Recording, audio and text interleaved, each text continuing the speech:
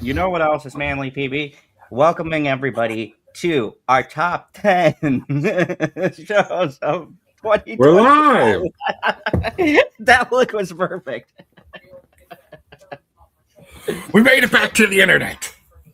So we had some pretty interesting ones, and I'll tell you, as tough as the top 10 movies, not horror movies, my horror movies list is going to suck as well, too. That'll be tomorrow, which will be the last list of the year because I was thrilled with horror.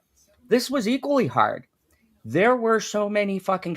I had 40 PB. I had 40 TV shows So that you I had just to get happen through. to have 40 TV shows and 40 movies? Is that what you're telling me?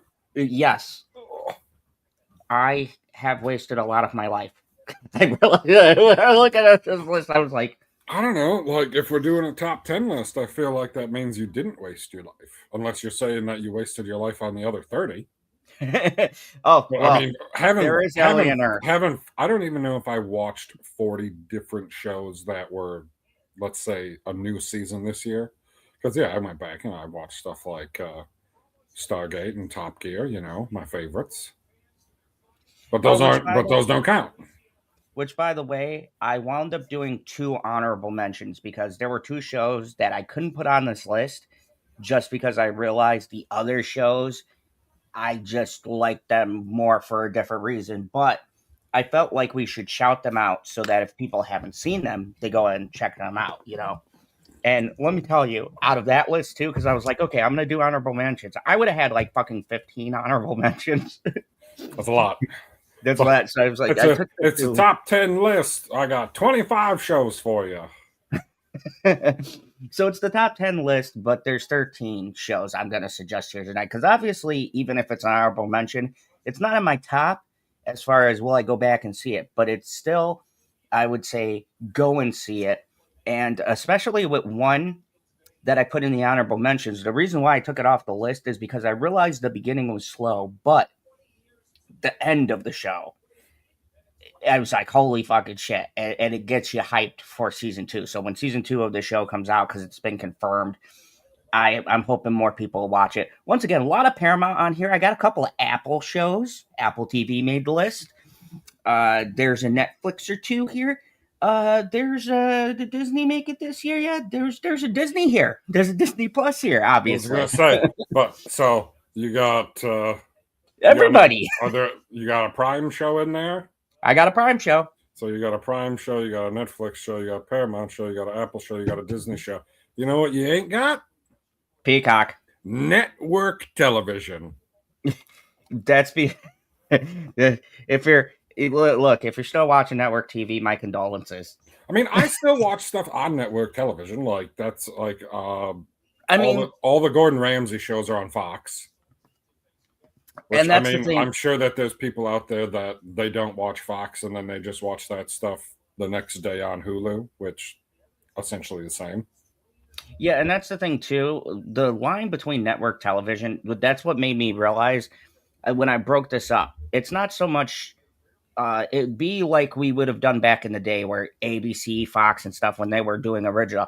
It's they're doing the same thing, but it's streaming and less Pretty much. commercials.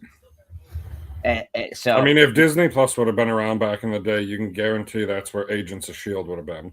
oh yeah, without a doubt, and that we would have been better for it because I could do 22 episodes of no commercials. What killed me about that is the commercial format. But then once it dropped on Netflix, So I was an early adopter of the DVR system. So with the Dish Network, it just recorded the show on the DVR and then boom, boom, boom through the commercials.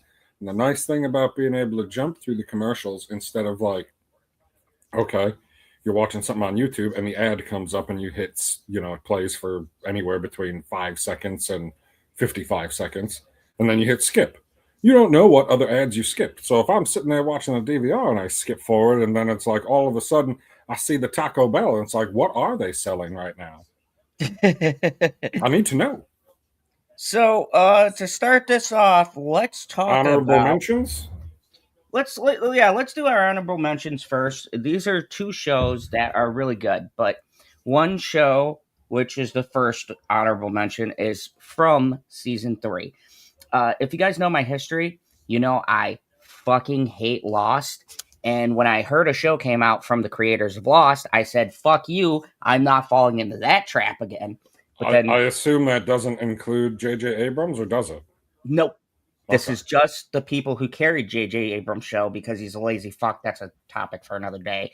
He just creates it and then goes, here you go. This is my mystery box. Good luck fucking Here's a figuring it out. mystery. Make it into something. Come on, guy. So this is actually a talented team. A lot of these people were the writers of the best seasons of Lost and things like that. And From is a story about a bunch of people who can't escape this town, and they got to figure out the mysteries of why they're trapped in this town. But at night, these creature things that look like other people come in and fuck them up, like rip them apart, shit like that. So they built this town and everybody has to go in at night, and they got this little Native American thing that they keep over the facilities, like hospitals, houses, these big, like, basically commune homes that people are living in. And It's they're, like a dream catcher, but it's a demon prevention sigil. yeah, it's a weird sigil thing, and that's part of the mystery. Like, where did the sigil come from? All of this stuff.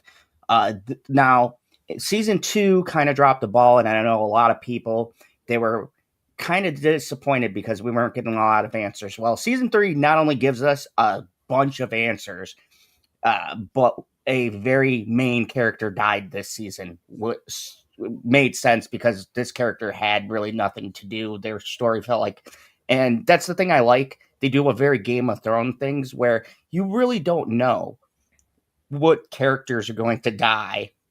And this was a character who's pretty big. I'm not going to give any spoilers away, but it really punched this show up for me because the first couple episodes I wasn't sure, but the last episode, holy shit, so many revelations. A main character dies, we get an answer, and then 5 more questions, as JJ would do, so keeping up the style of JJ Abrams. But I really think if you haven't seen this show, it is on MGM service, MGM Plus or whatever. You get it when you I'm so get confused Amazon. on why MGM Plus is a thing when Amazon owns it.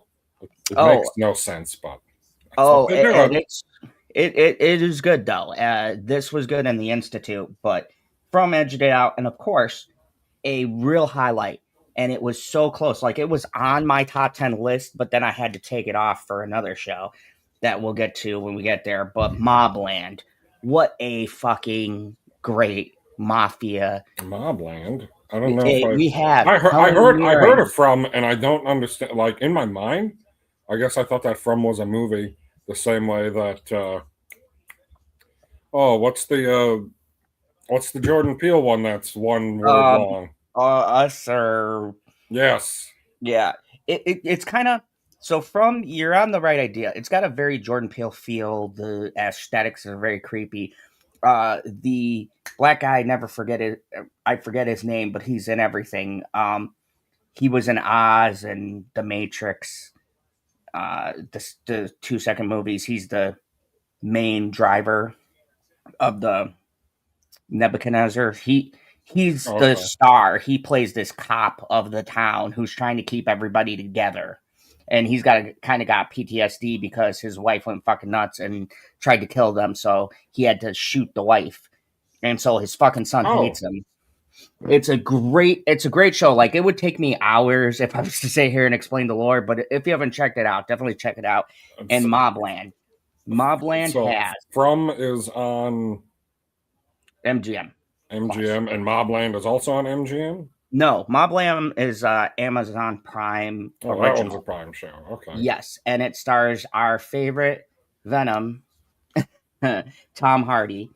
He Oh, plays, fuck. Why do I not know about this show? and it has Pierce Bronson and Helen Mirren as his wife, and she is fucking phenomenal in this show. I am shocked this is not up for award contention. So Tom Hardy plays. He doesn't play his typical, like, tough guy. He is a tough guy at it, but he's more of a fixer.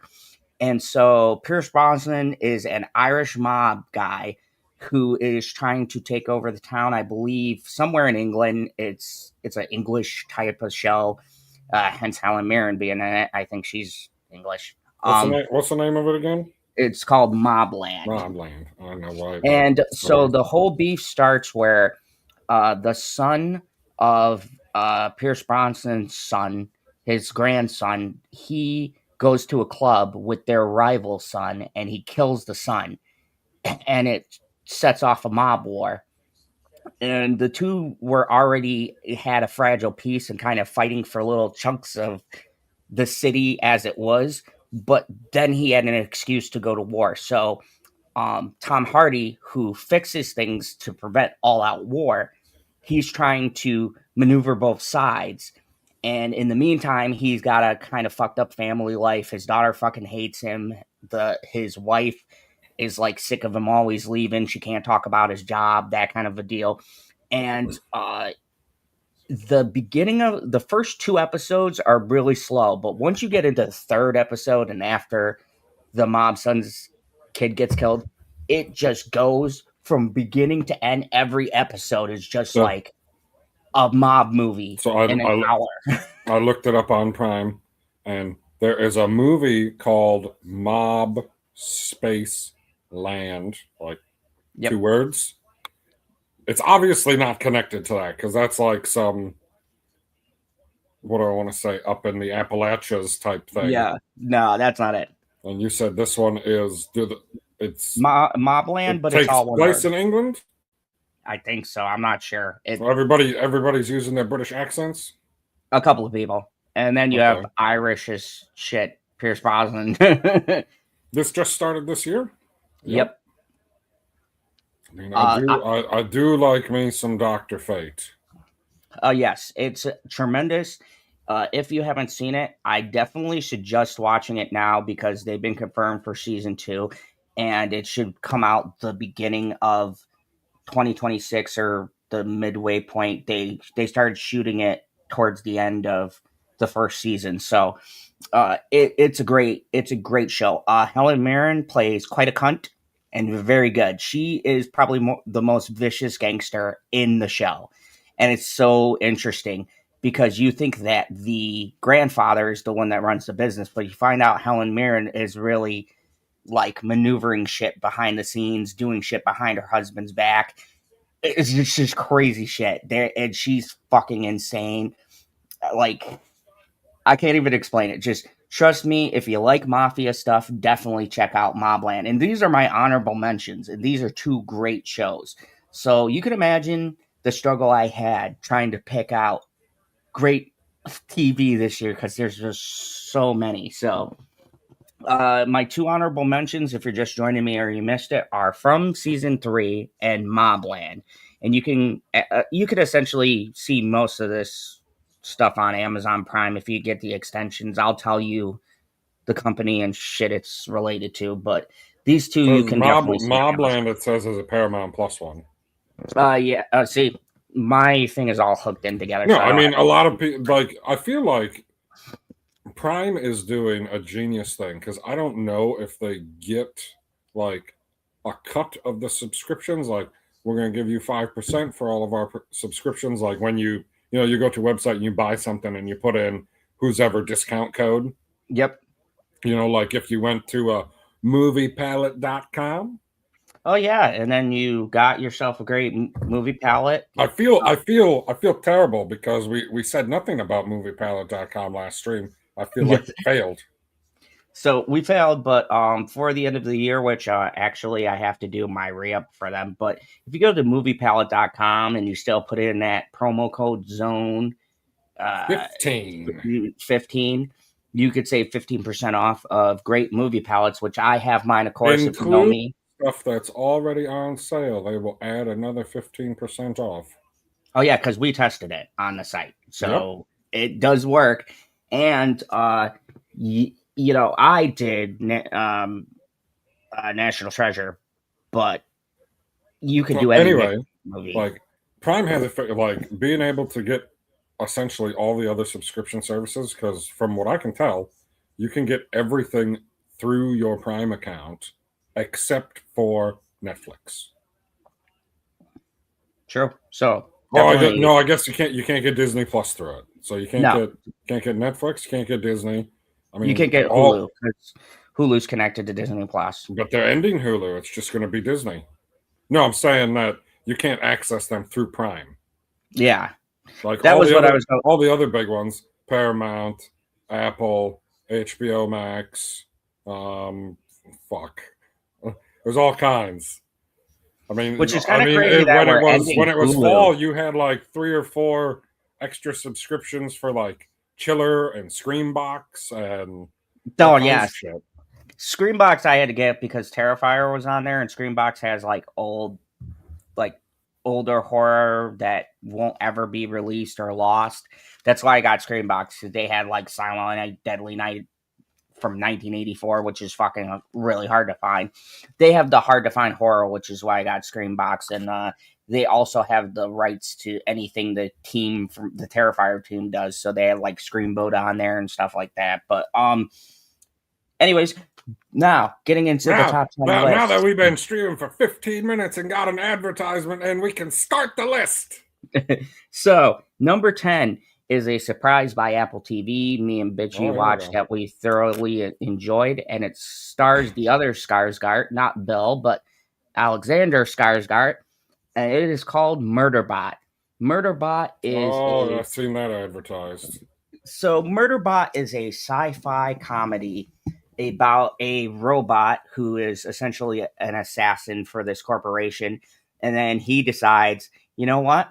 I don't want to fucking do this anymore, and takes his chip offline, and he joins this like crew that they send these crews out to colonize, and he joins this crew as like a way to protect them, but he doesn't really want to do the job. He watches this space soap opera because they do like this virtual thing and you can access TV, and he's basically like likes this one fantasy soap opera that's pretty much a spoof on Star Trek.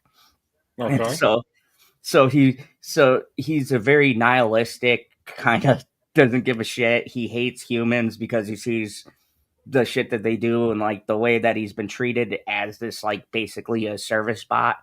And so he hides with this crew, and then he finds out that the crew members figure out that he took his chip offline, which is like a no-no for these bots.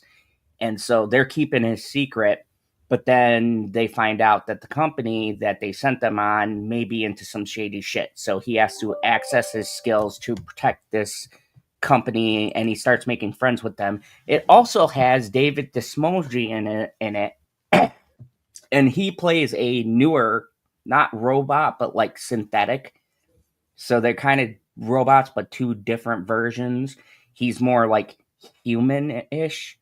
And so this murder bot is trying to, relate to humans and protect these people. It's a really funny show. Alexander Skarsgård is actually amazing at humor. And what makes him so funny is he's not trying to be funny because he's a robot. His line delivery and everything is very deadpan. I was gonna say in the trailer that I watched for it, I don't know, maybe a month ago or something like that, I got very much K2SO vibes. Yeah, and that's what makes him funny. He's very blunt, and he's very You are being rescued. where he's like and you hear stuff in his head like Dexter, which we'll get to next, but he has this dialogue in his head where he's analyzing everyone and like they're saying something and he'll be talking shit about them in their head, and then they'll ask him a question and he'll say something different. But it's hilarious because he'll be like, look, these two just having sex, they should already break up by now. And they'll be like, oh, what do you think of our relationship? And he'll be like, it is great. So it's like, that's a good robot. It's a very tongue-in-cheek, and it's very surprisingly good. And when me and Bitchy put it on, we didn't see any previews. We just saw like, hey, Murderbot, that sounds fun. So we put it on, and we wound up really liking the show. It's got a lot of heart. They do messaging, but it's very smart. It's very smart, and it's satirical, and it kind of I feel like everything. They're always talking about inclusion and representation when it comes to that type of stuff. And now it seems like the new way of saying it is messaging, like you said. And you're like, they do it smart, they do it poorly. There's a difference between adding characters to your show and watching everything progress normally and taking the time out of your show to be like, we have to make sure that you know this about this person. Oh, like when you stop in the middle of episode just before the final episode of one of the biggest shows of all time, Stranger Things, and you go, "Hey, by the way, guys, I don't like girls. How do we all feel about Is that this?" how he said it? Yeah, dude. And like, look. Here's the thing. At least in Arrow, the delivery was a little better. And here's the thing. We could infer from season 4 and the end of episode 4 in part 1, where his power comes about thinking about his friend Will, who they very strongly alluded to. He might have feelings towards. I do have a question, right? But that didn't feel like messaging. That felt like they were spinning their wheels, to be clear. So, Padding. Whenever this happens in any show or movie, like, first of all, I don't give a shit what you want to do in your own personal time. It does not affect me. But the fact that we're pausing to make a moment of it, instead of, you can do the same freaking thing and it can happen naturally. Like, just write the scene that random chick over here is hitting on gay guy over here, and she does a little flirt, and then she asks him, "Hey, you want to go out sometime, and you want to hang out?" Whatever kids say nowadays, and then he can be like, "No, I'm not really into that." Yeah. But I would like to hang out with Ralph. I mean, and here's the other thing too. Stranger Things did this in season 2, where they had a great character called Robin, who made friends with Steve, and they have a great back and forth. So you think this is going to be his new love interest, and they're about to die. It's a pretty funny scene, and in the middle of it, he's like, "Hey, just in case because they're being shot by Russians, don't ask." It was a very dumb storyline. Okay, but the scene was great. So they're being shot by Russians, and he's like, "Hey, in case I don't get a chance to ask, because we might fucking die, you want to go out with me on Saturday?" And she's like, I'm kind of not into guys. And he's like, "Oh, okay, well, then let's get the fuck out of here so you can go on your date on Saturday." Like, that's a clever way. It's funny. It's in the moment. Yep. And you establish characters gay, and we move the fuck on. What I hate is when it's the final fucking episode, or it's the second to the last episode, and we're having a battle plan to save the fucking universe, and you want to pause and go, "Hey guys, just by the way, just so you know, I'm gay." Is that part of the plan? Is your gayness gonna fucking help us close the portal? Who gives a flying fuck? Nobody cares if anyone is gay. Ever. But you know who isn't gay? Our Murderbot. So check out Murderbot at number 10. Can bots be gay? I mean, if they can learn to be attached to, because there's one that's attached to a lady, and he's synthetic. So I mean, I guess it's possible. I don't know. We'd have to consult a robotness to figure that out. Fair enough.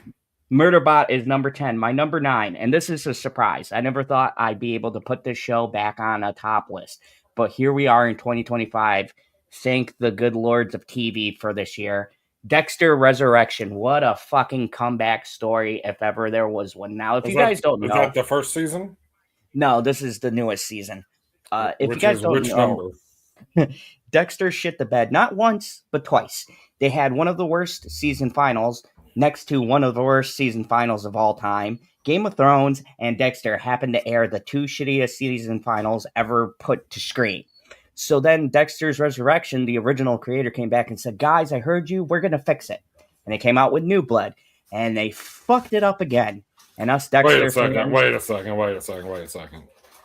So the show is just changing the subtitle now? Like, they're not making... So it's still like the reboot in 2021 is the same as Original Sin, which is the same as, like, they're following the same. Yeah, they're just following them up. Interesting. So we had Dexter, the OG series. It technically ended in the worst way possible. They brought it back with Dexter New Blood. That ended and was supposed to kill Dexter, but guess what? They fucked it up again. So they said, "Okay, Resurrections is in. We're resurrecting it. We're not going to fuck it up this time." And by God, they didn't fuck it up. So Dexter Resurrections stars our favorite serial killer, who goes to the best city in the world, and this is 100% biased, New York, and he is invited into a club of serial killers. And Where do who you are serial where killers? where do you live? Uh, Wisconsin now, but I will Oh, always love New York because I was born there. Anyways, I'm sure you love the smell of New York. yeah, smells like victory. Anyways, and sewage. I mean, I'm sorry. Like, yeah, New York smells like victory, and they finally get a big victory so that they don't get the number one pick in the NFL draft. A bunch of morons. Dude, I've given up trying to figure out what the strategy is. I just fucking roll with it. I wanted to fucking bang my fist against the wall. Look, I don't see now. To be fair, I don't think that they needed the number one pick, but you're going to get more because I presume they're going to trade it away. They're probably going to have the number 2 pick, maybe the number 3 pick, something like that. I'm sorry to tangent in the middle of your top plays, but like you get more for that first pick than that second pick. Like you'll get an extra second or an extra third or 2 extra fours or something like whatever the trade is. You were going to get more for the number 1 overall pick than the number 2 overall pick. And you fucked yourself, New York, because you don't need a quarterback. You don't need a running back. You just need them to stay healthy. Yep. Anyway. Besides that, the better part of New York is you have Dexter here, but listen to this fucking star-studded cast we got. So it's back in the city? He's not out being a freaking lumberjack? Nope. He's in New York City to pursue his son Harrison, make sure he's okay. And whilst he's doing his killer thing, he kills a rideshare who happens to have a card to a club led by like an Uber driver? Yeah, an Uber driver. Who's a serial killer. Trust me, you got fucking No, I know the premise of Dexter is that he only kills the bad guys. Yes, it was a ride lift guy who was killing people. And so he kills them, and he gets a card to a club of serial killers ran by, wait for it, Peter Dinklage. Who are the serial killers, nice. You might add? You have the dude from that show with Al Bundy in it that everybody liked. Modern Family? Yeah, you have the fat gay guy from Modern Family is a serial killer. Why can I not? His name's Eric something. Eric Stone Street. He plays a serial killer. He's a good actor. Neil Patrick Harris plays a serial killer. Picture Barney, but a serial killer, because that's the... Oh, he still acts in that same way, but just as a serial killer. You have Jessica Jones is a serial killer. I always forget her name. You have... Her name is Jessica Jones. You have Uma Thurman. You have David Dismulgian, who plays 2 serial killers. What the fuck is the budget for this season? I have no clue, but I can tell you the tension that you feel, because now you've got high-paid actors, but these are the Hall of Fame of killers. But Dexter in this world, he's considered elusive, one of the best. So when they hear his name, because he's using a fake name to infiltrate this club, before he kills them, he tells them who he actually is, and they're like, oh shit. So he's basically like the Jack the Ripper of the group. You know, everyone knows of him, but they don't know who he is. And he's picking these people off one by one every episode. It is so fucking great. And of course, you know, Michael C. Hall is great as Dexter, as he has been for the past fucking 30 years. The man's gonna die, Dexter. This is when they talk about your first and last role. At least he got a little break in between. Like, I seriously think he's going to retire as fucking Dexter. There's because everybody loves him and people are not happy no matter how they kill him. So I think they're just gonna fucking off him with old age, because it's like Hugh Jackman and Wolverine. You don't look at anybody else. Okay. We never, I watched Batman Beyond. They didn't kill off old Bruce Wayne. I can picture it goes like old man Dexter, because he has a son now, and his son just takes the reins. Is his son's name Dexter too? No, his son's name is fuck. I always forget because I hated him, but then he was good this season. I gotta look it back up. I forget. Call him Toby. We'll call him Toby for this review, but Dexter's Resurrection. Check it out. That's number 9. That's my number 9, dude. I told you this fucking list was so hard to make. Number 8, and this hurt my soul, but everything else was just so much better. And I can consider this like junk food of TV, and that is The Tulsa King Season 3. What a fucking great show. This show just gets better. And who's in this season? Well, you have the fucking T-1000 as the bad guy. No You fucking have way. you have Sam L. Jackson, who makes a little appearance towards the last two episodes. You have fucking what's his face? Who was in the seasons before. Who is in who's Rick Flag. Oh, Frank Grillo. Frank Grillo is a huge important character in this. They kind of take him out because I think he was doing DC at this time, so they don't kill him, but they take him out of the show, so to speak, for a bit. There's so many fucking stars, and once again, it's fucking Sylvester Stallone as a gangster in Tulsa. I mean, do I have to really convince you guys to watch the show? If you're not fucking watching the Tulsa King, all 3 seasons are out. Go on fucking Okay, Prime like, and watch it. It is one of the most, especially the first season when he first gets to so Tulsa.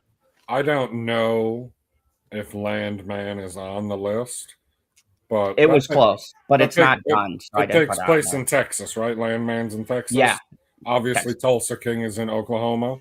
I'd like to think they're in a shared universe. I would say, can we not cross these two over? I feel like we could. Hell, you could even put Yellowstone in there because it's all by Tyler Sheridan. Just have the fucking Tyler Sheridan Taylor. universe at this point. Mayor of Kingston. Well, I think that I'm not entirely sure that they're not in the same universe because they don't discount each other. Like they don't reference each other like, oh, this thing happened over here, blah blah blah, or we gotta wait for how things shake out in the other states or whatever. Like they don't do any of that. But they don't do anything where it's like, well, these two things obviously can't exist the same because you got this over here and this over here, and they contrast. I would even say they take place in the same time period, just different states. I was going to say because they're like they take place today. They're literally separated by different states, right? And they take place today. Like when you watch the show, you are meant to presume that we're within a year's time because. I mean, yeah, if it's wintertime and you're watching a TV show and there's not snow on the ground, it still takes place now. So, I mean, it's a great show. I haven't watched any of it. Yeah, definitely. And for you, this would be perfect because season 3 just wrapped. So you could watch 1, 2, and 3. And the weird part about season 3 is it ends satisfyingly. Like there's a couple of threads that are dangling, but if they were to go, oh, we're canceled, you would have a complete, and that's what I like about Tulsa King, except for season 2, they don't do that thing where they end it and then you got to wait 2 years for them to make a fucking new show because production is taking so much more time these days and then everything gets released at once. They have a very satisfying ending to this season. It was great. It is a tremendous show and definitely check it out. So Tulsa King season 3 is at my number 8. My number 7, and oh boy, I'm probably going to get some fucking blistering comments about this because this is one of the most popular shows right now, but it got beat out by a, I would argue, even more popular show. You'll see later up this list. But number 7, Yellow Jackets. This show. Perp always talked about that one, and I've never watched any of it. So, Yellow Jackets is about a group of young ladies on a soccer team who get in a plane wreck, Lost style. But instead of fucking polar bears, there are none. There is, as you go through, some weird cult implications as we're getting through right now. And basically, it's about like 4 or 5 of the girls wind up surviving, and it flashes from the plane crash to their adult life. And stuff in their adult life starts reflecting things that happened in their past. So one of them is like running for mayor, and some things are being drudged up. And you got one who's like this supposedly normal housewife, but she's like the most fucked up. And then you have my favorite character played by Christina Ricci, who's this nurse who's out of her fucking mind, but she's very lovable. And as you get to know her in the show, You get to see all the fucked up shit she did as a kid, but out of all of them, she is the only one who actually turned out okay. You have this one, I forget the actress who plays her, but she is super fucked up and she drinks all the time and is basically the loose cannon of the group. And it's just this story about when you have something bad happen to you and you have to do fucked up shit, how do you move on from that? And what if people don't know what you had to do to survive? Because as kids, they do some fucked shit. This is some of the craziest shit. And what makes it crazier is they're not kids, they're like teenagers, but it's picturing teenagers in the middle of fucking this. I think it was like north. They crashed like in north, maybe in northern New York. Wherever it was like this, like very isolated, wintry, middle of nowhere. And Sounds like Wisconsin. I mean, it's got that feel. So when winter hits, the first half of it is during summer, and then winter hits, and the last two seasons are about what they had to do to survive during winter, and there's fucking hallucinations and dream sequences and cannibalism. Check out Yellow Jackets. This show is crazy, and especially this third season.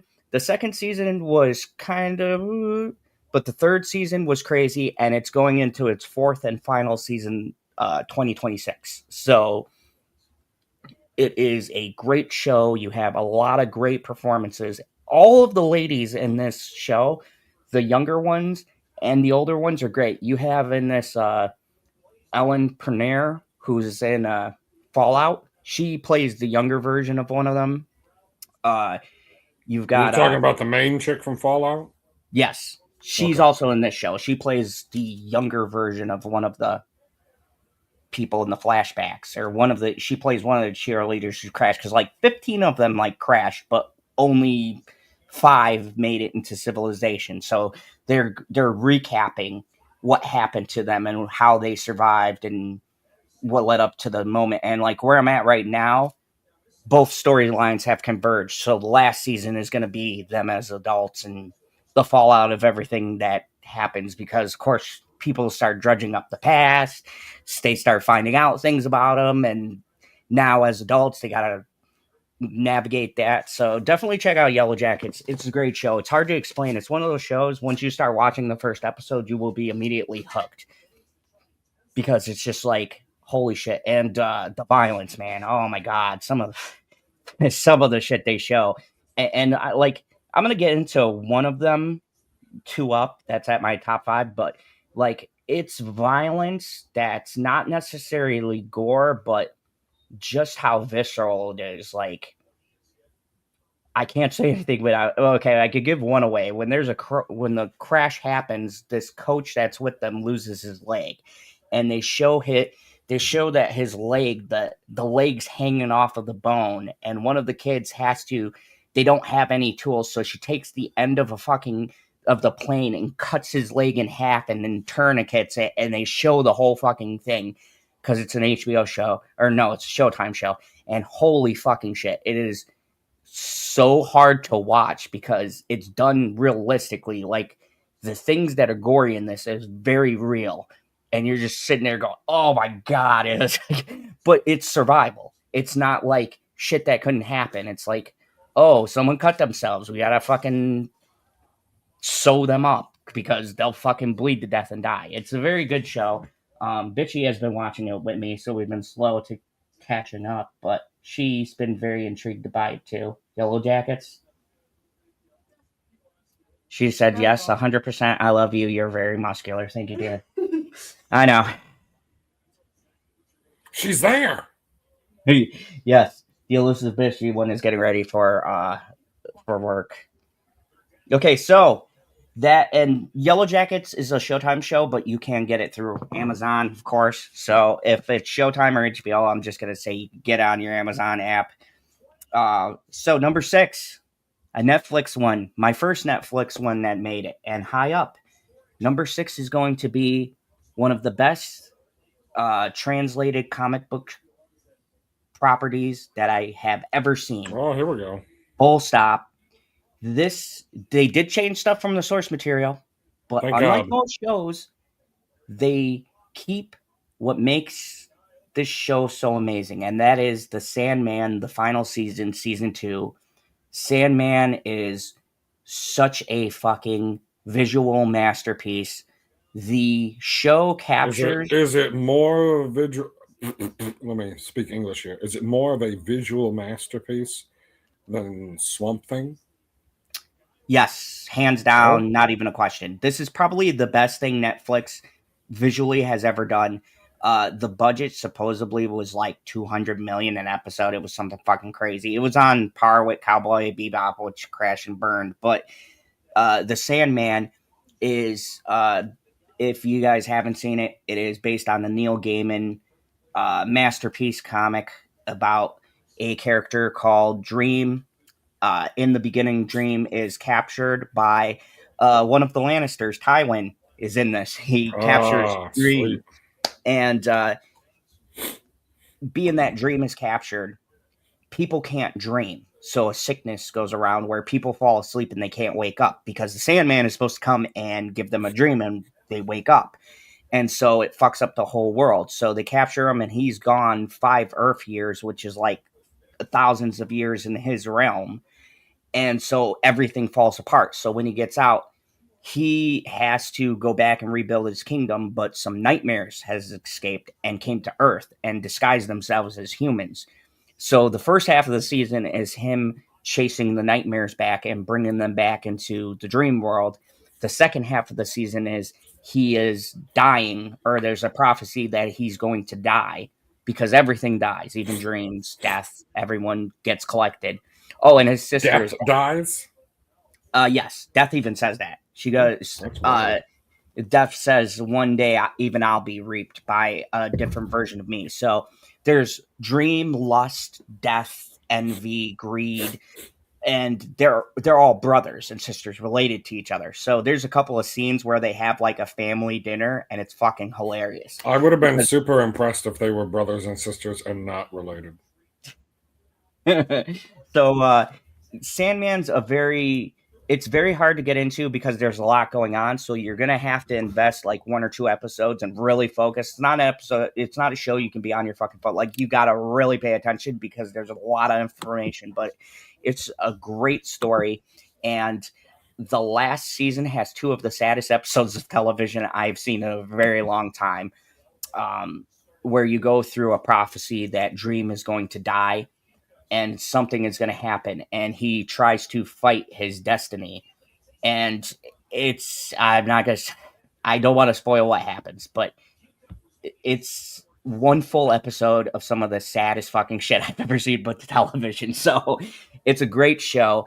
It's got some of the best visuals you'll ever see, and it's a really good story. And the best part is they translated 2 runs of it into 2 seasons expertly. Because the Sandman is related to DC. He Yep. interacts with Swamp Thing, Constantine, a lot of different things. So they had to work around that because they didn't have all the characters. So he meets like Joanna Ah, Constantine, which is John Constantine's great grandmother. He interacts with her. He can't interact with Swamp Thing because obviously rights, but they cut those out, and I think it's better for it because Dream's story actually would only probably be 5 comic books if they cut out all the cameos in between because they had 2 runs of like 10 books, and they condensed it and took the 5, which is just Dream's story. So you hear his story from beginning to end, and it's great. One of my favorite episodes is called, I think it's episode 3. It's called 24 Hours. And it's about this person who's got one of Dream's artifacts. And the artifact turns people against each other.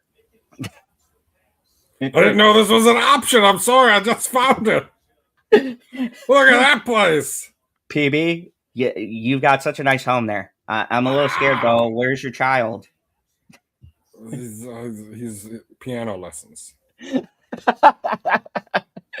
So, He's like over a month old, so he can start. so This green screen is pretty impressive. How close does my hand have to get for it to not be fucked up? It can pretty never not be close. fucked up. There you go. Right about there. You look good. All right. So check out number 6, The Sandman. Now, my top five.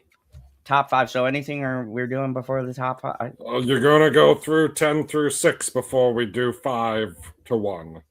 So 10 through 6. Number 10 is Murderbot. Number 9 is Dexter Resurrection. Number 8 is The Tulsa King, season 3. Number 7 is Yellow Jackets, season 3. Number 6 is The Sandman, seasons 1 and 2. I just put them together because if you're watching season 2, what are you doing with yourself? They both go together. They're one complete set. So that is my, like Chick said, look, people, I put these lower because I had to. Every one of the ones I listed were great, but now these are the top 5. These are the creme of the la creme. These are Excellent. I have not watched any of the shows that were in your top 10 so far. I know there'll be ones you've watched. I know there's at least one. There'll be like 3 by the time we get done with this.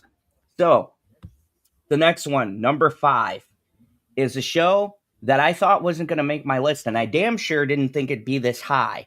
But this is a rare case, unlike that fucking piece of shit Alien Earth, where instead of the last episodes tanking the show, the last 3 episodes pulled this, not only shot it up past the other ones, but amazed me with how much a good writer could make you think a show is going to be ass, and then you get to those final 3 episodes and you go, you know what?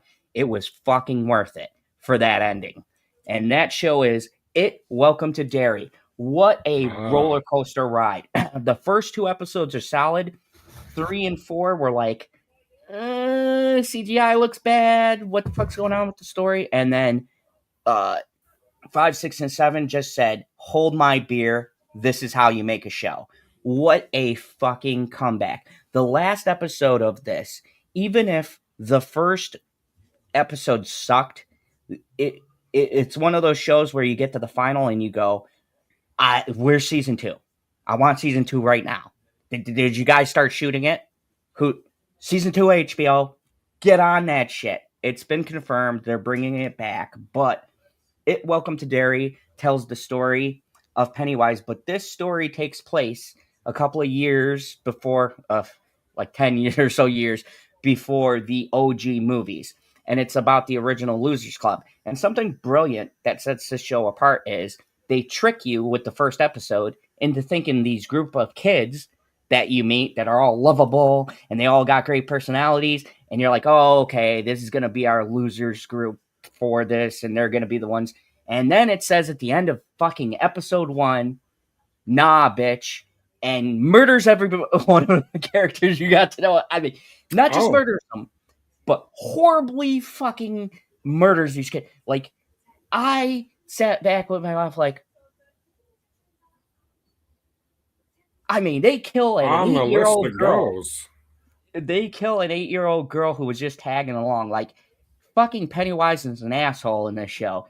He listened to LB's train of thought and said, fuck them kids. And a lot of kids get murdered in this show. Like, I mean, I'd say Pennywise's body count in this show is way more than the 90s and the 2 newer movies put together. He's killed more people in this show than he did in those movies. It's fucking gory. There's a lot of sense of humor. And when Bill Skarsgård dons the Pennywise face again, it's like he never skipped a beat. He is fucking deranged. He has those quippy one-liners where he's like, oh, I'll eat half this brain. Oh. Don't do that again. And probably one of the best episodes, I think it's episode 6 or 7, where they explain why he looks like Pennywise. It's in my fuzzy jacket, if I could just look in the thing, or it might just be where the keys are supposed to be. Possibly. Anyways, so, oh shit, maybe I did forget them. No, they should be by the door if they're not mine. This is live TV, people. Oh, okay. Love you, babe. Is she leaving? You forget to put the fucking keys every time. You know what? Yeah. Is she leaving? Yeah. She's got to go to work. If she's smart, she'll never come back.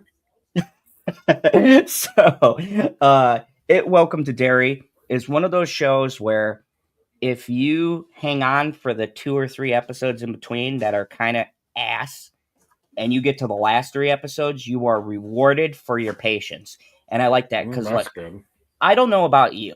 We all know those TV shows. This is the joy of watching TV. Look, every episode is not going to be a banger. You can't have Breaking Bad level quality. Where No, you got to go to a different website for every episode to be a banger. This motherfucker. But anyways, no, like every episode is not going to be good. You're going to have your slow episodes that are building lore and stuff like that. And this is my biggest thing. You start strong, you finish strong. Okay. You could have that little space in between, but you can't end a season of television god awful, because you know what people are going to say? Fuck you. You know what proved that? The Last of Us season poop. The Last of Us started. We said the first 3 episodes. Say The Last of Us season poo. Because it sounds like poo. The Last of Us season I'm so clever. Dude, it was so bad that we were doing Daredevil, Born Again, and Last of Us reviews, and we were like, okay, episode stock. So Daredevil, Born Again. Yep. Moving on. Come on over here. Oh, she's still here. Come on, camera. Oh, damn. I love you. Shut up. That's love. I love you. Shut up. If your significant other isn't telling you to shut up at least once a day, you're not doing it right. Or you're a woman. Or you are the one saying it. So, Welcome to Derry is a perfect example of you can have a show with a couple of bad episodes, but people will forgive you if you... Dude, it's just like a wrestling pay-per-view. It's like shit. You get to the main event. It was fucking amazing. 9 out of 10. Because people are about the landing. Nobody gives a fuck what the flight was like. Like, oh, it was the greatest flight of all time. It was so smooth.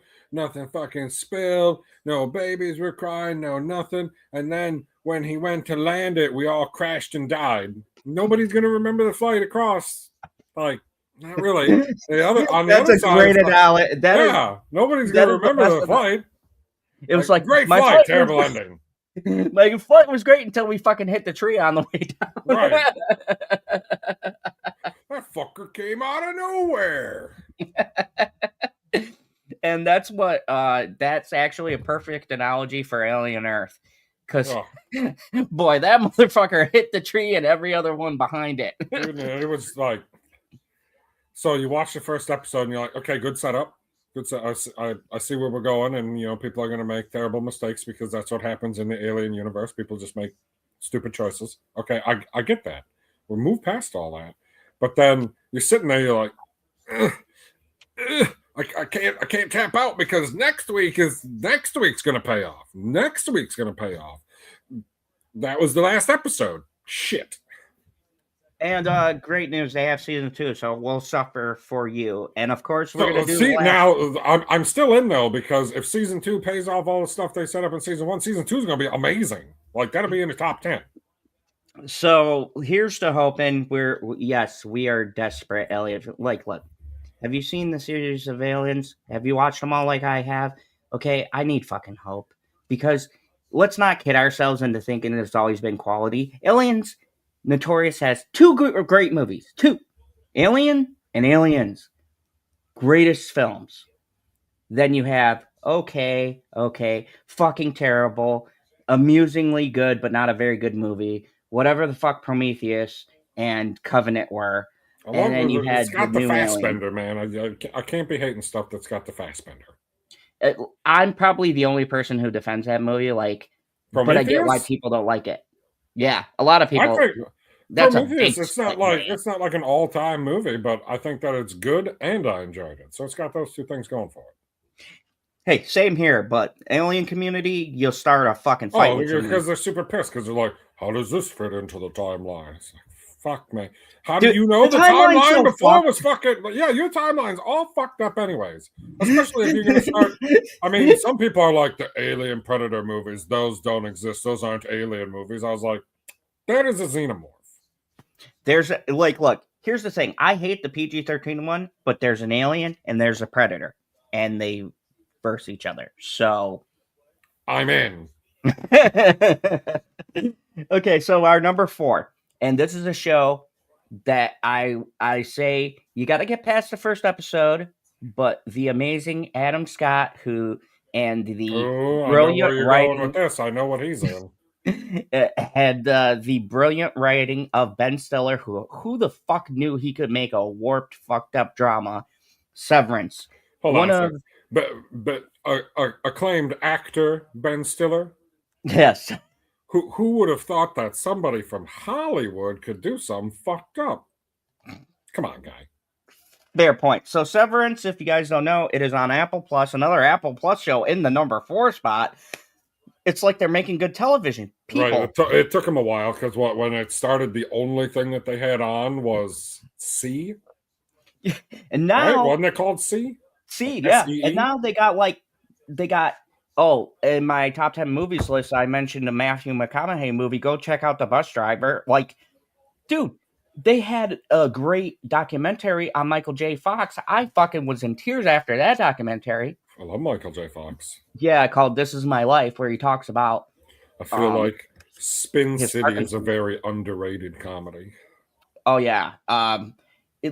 Dude, Apple is putting out some bangers, and Severance is the first one that made people go, "Hey, wait, Apple TV is a service that has shows." So if you have Apple, you can check out Murderbot and then go watch Severance, or watch Right, Severance because and then go watch if you have an Murderbot. iPhone, you get Apple TV for free, don't you?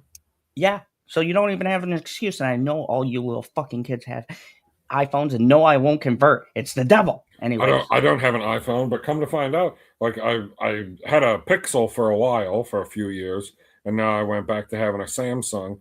There's a thing called Samsung TV. Yeah, never knew that either. I I went found on that there, out on they're my like, phone. we got all kinds of stuff on here. I was like, I don't know if you have anything original, but the fact that you just have this massive library that I can just randomly pick to watch movies and shows, awesome. Yeah. So Apple is making some bangers, and Severance, if you guys don't know, is a Is story. the banger. It is a story about how you can go to work and sever a part of that from your life. So everything that happens at work, you don't remember, and everything fucked up in your regular life, you don't remember. Once you step into the elevator of work, it's like literally a completely different person. Interesting. But I watched episode 1 a couple months ago. I didn't realize that it worked in both directions. I thought it only worked that you don't remember in your personal life what's going on at work, because yeah, I don't know what they're doing, but obviously it's meant to be secretive. It's like flying the freaking people into Area 51 and then flying them back out. so keep watching, because then you get a plot twist. What if that person you've severed is an actual person? What are the What does that uh, mean? What do you mean an actual person? what if the different part of you, that different part of you sees itself as its own person, and now you want to rejoin those, essentially getting rid of that personality, and it gets folded back into yours, but it doesn't want to be folded back. It wants to live its own life, but you share the same body. You see the weird and interesting directions the show can go, because that person that's severed from you has its own traits. He even talks different when he's at this other side of him. And what if the people who are severed realize that they have this other life, that they consider this other person, because they have different tastes, different likes, and everything? They want to live your life. They want to know what it's like to be on the outside. And this is why they keep the two things separate. So you don't remember your work life, and your work life doesn't remember your personal. And it's this whole, like, does this program work? Is this different personality a different person, or is it just you and the different traits you have, or is it just a whole nother person? So it gets into really interesting questions of is this ethical? And if this is a separate person, is it ethical that they can't have the same rights that you do? It's just wild concept. And what if, as this other personality, you fall in love with someone who is also severed? So you're essentially in love with this person, but this isn't their real personality outside of work. And what if they want to be together, but you have a whole nother life? So when you start getting into the show, it asks very like interesting questions of, because when I first watched it, I go, fuck yeah, sign me up for Severance. I get to go to work for 8 hours and I don't remember any of that shit. Yeah, what would life be like? Like, I'm still going to work, but I don't have to remember all the bullshit. I mean, you never complain about your job at home. You never waste time complaining about your job because it's just done. Yep. But then the severed, they call them the severed personalities, start to realize that they have whole lives outside of this severance program. And they're like, well, wait a second. Why can't we have our own life? And they're like, well, you do technically.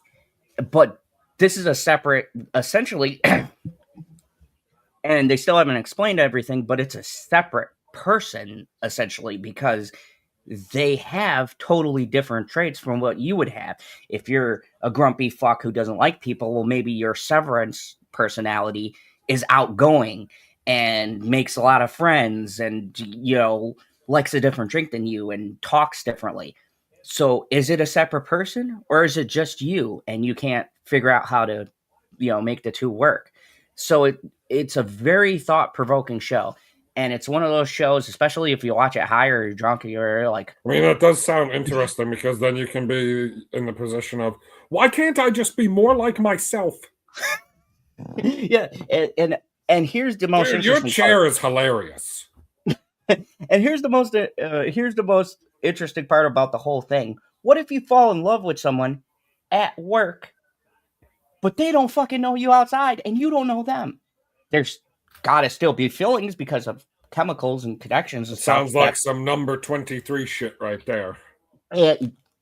I'm telling you, it's fucking, yeah. That was so underrated too. It's a massively underrated movie, and it might be his greatest acting job that he's ever done. Oh yeah, yeah. And I'm And I saying, don't like, know. obviously Jim Carrey's like a weird guy.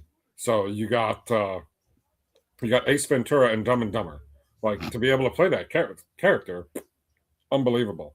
But then, It's like a lot like, of this Robin the number Williams 23 performances is so different. Yeah, it's like watching Robin Williams in was it Good Will Hunting?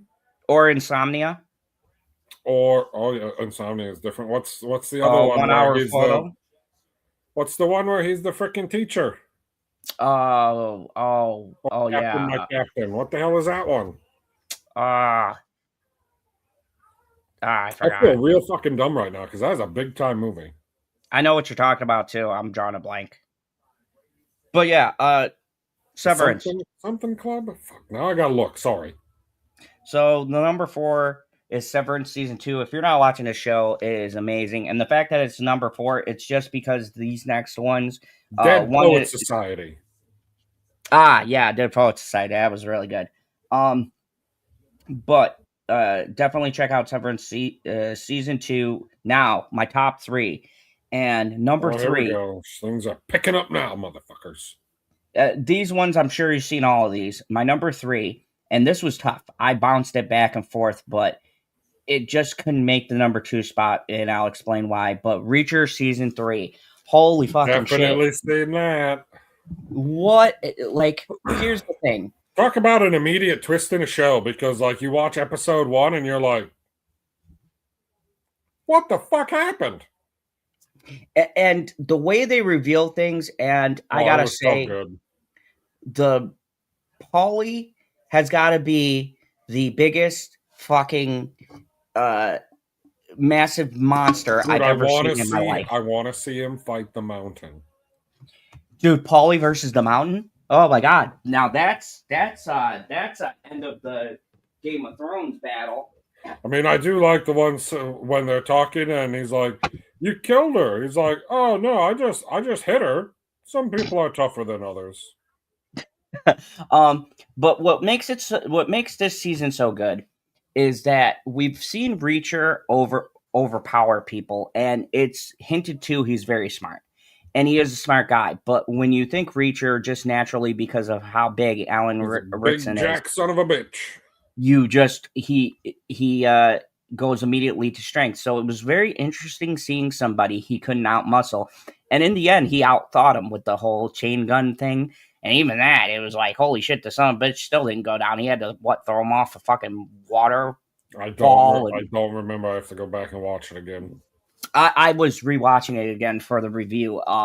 And the lengths he had to go through to kill that big son of a bitch. But just everything was good. The whole story arc with him and the one guy that he tried to kill, the Asian guy, and he didn't die because he fell off of a cliff, luckily, and the hypothermia stopped the bleeding in his brain. Like, Yep. and everything makes. See, this is the kind of show where you have to have logic in it because Reacher is logical when he does his investigations. So it's walks a very fine line because there That's is how over we do it in the 117th. the you don't fuck with Right? the special Is that right? Is investigators. that the right number? Yep. So it's interesting seeing him have to actually use wits a lot more in this season to outsmart his opponents rather than just brutally beating the Oh, shit out it's of them. it's 110th. Sorry, Yeah, 110th. the 110. Yeah, and where he's like in season 2 where he's like, you don't fuck with the special investigators. That was and here's the thing too. I went back through and I watched season 2 again. Season 2 was missing something. I couldn't put my finger on it. And I think it's because there were too many people that kind of overshadowed Reacher, especially that really fucking hot chick he was banging. I could not concentrate on the Reacher storyline. She was just Oh, ridiculously. she put on that Brie Larson style dress. But with this, I like the fact he still had the cop from Boston that he was banging, but the focus was on Reacher. And I think that the show really benefits when Reacher is about Reacher and everybody else is just kind of helping him in his investigation. I turn it on to watch Reacher, not Reacher and Friends. So I think the smart thing they did with this season was take it back to That sounds business. like a review of Barney. So definitely check out my number 3, Reacher season 3, once again on Amazon. Oh man, it was so fucking good. So And fucking. But I can only imagine how good the two shows are that are ahead of it because I know what one of them is, or at least I'm unbelievably confident. But I'm unsure what the other one is.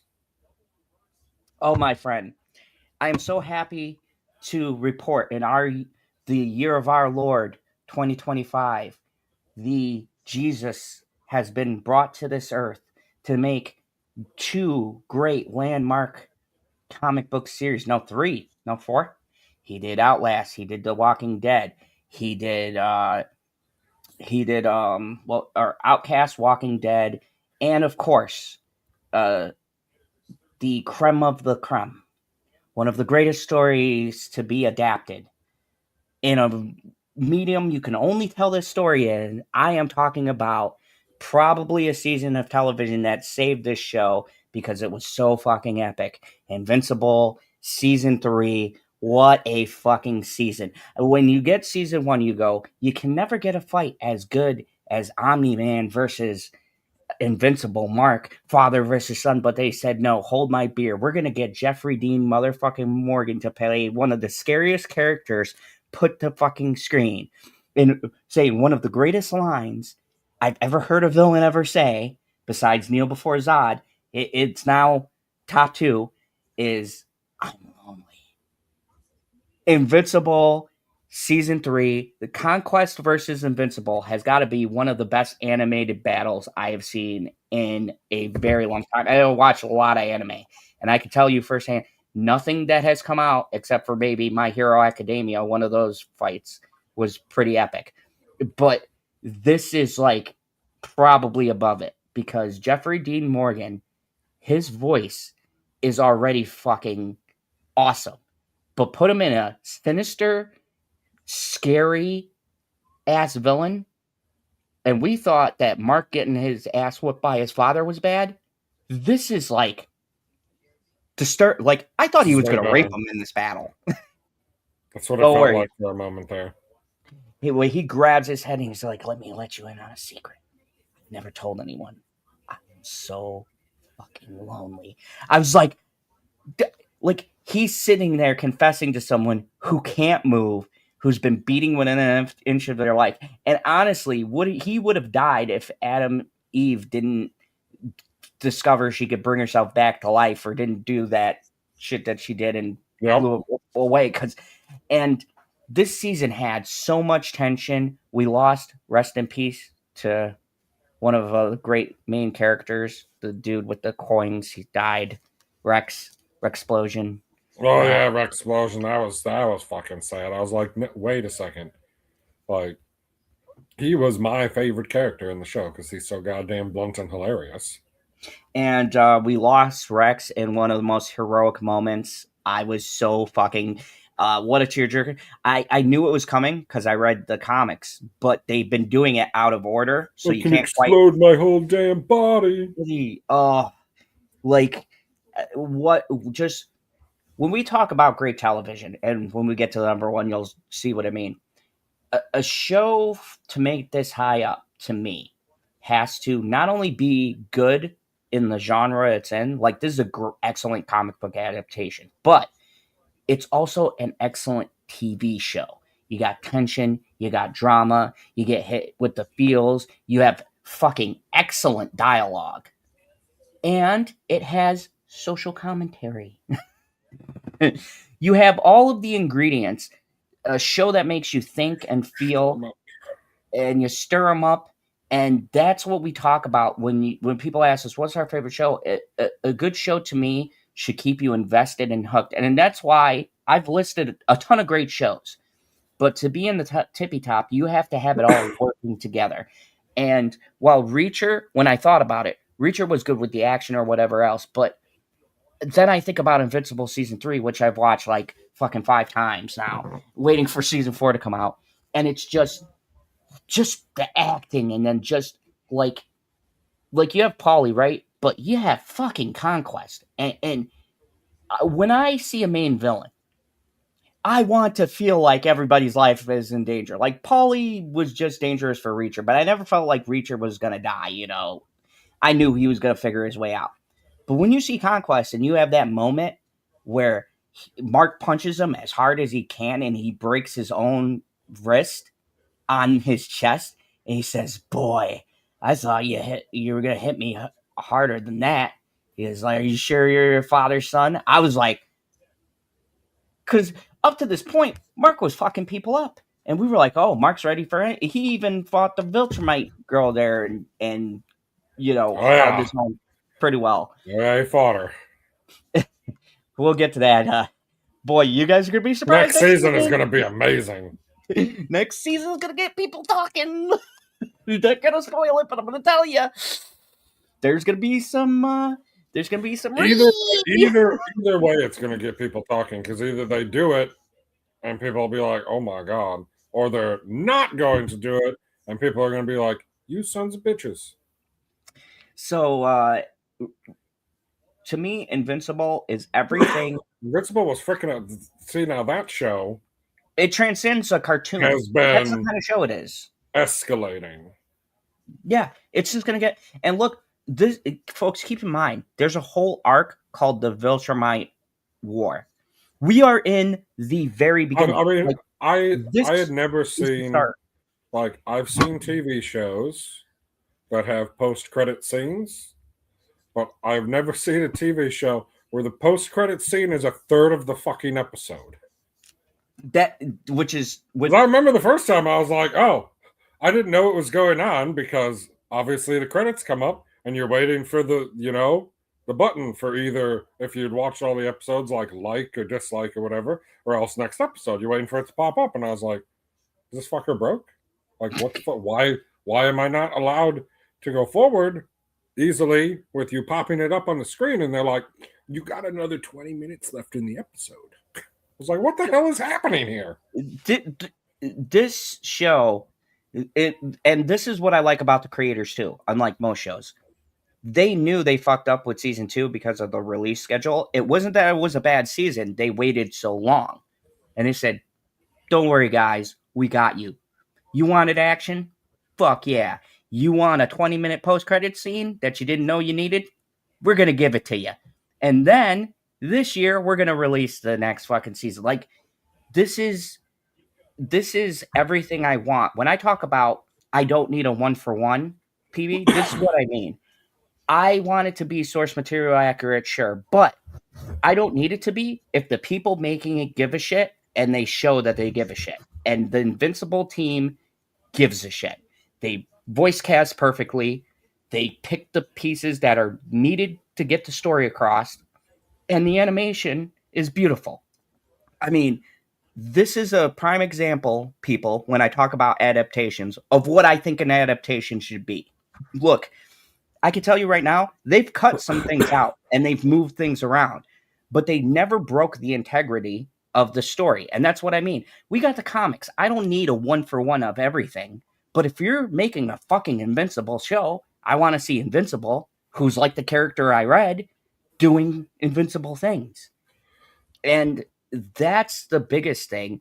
And that's why with the boys as well, I didn't need a one for one. I liked the direction, but when they got into the last season, I wasn't very happy because they went too far, and The you can boys, you can the see where they boys were. has the opposite. Like the stakes seem to be going up, but the emotional weight is not escalating with it. Very well put, John. Um, Are we still doing that after we do the top 10? yeah, Are we watching his 5? we're watching it, John's top 5. I Oh, can't wait dude, to see you that. have no idea. Like, I'm so excited. what All right, are your favorite streams that you ever done on the channel here? the Great Shilling, without a doubt. Right. Great Shilling or Michael K. Well, I mean, Michael K was a great shilling.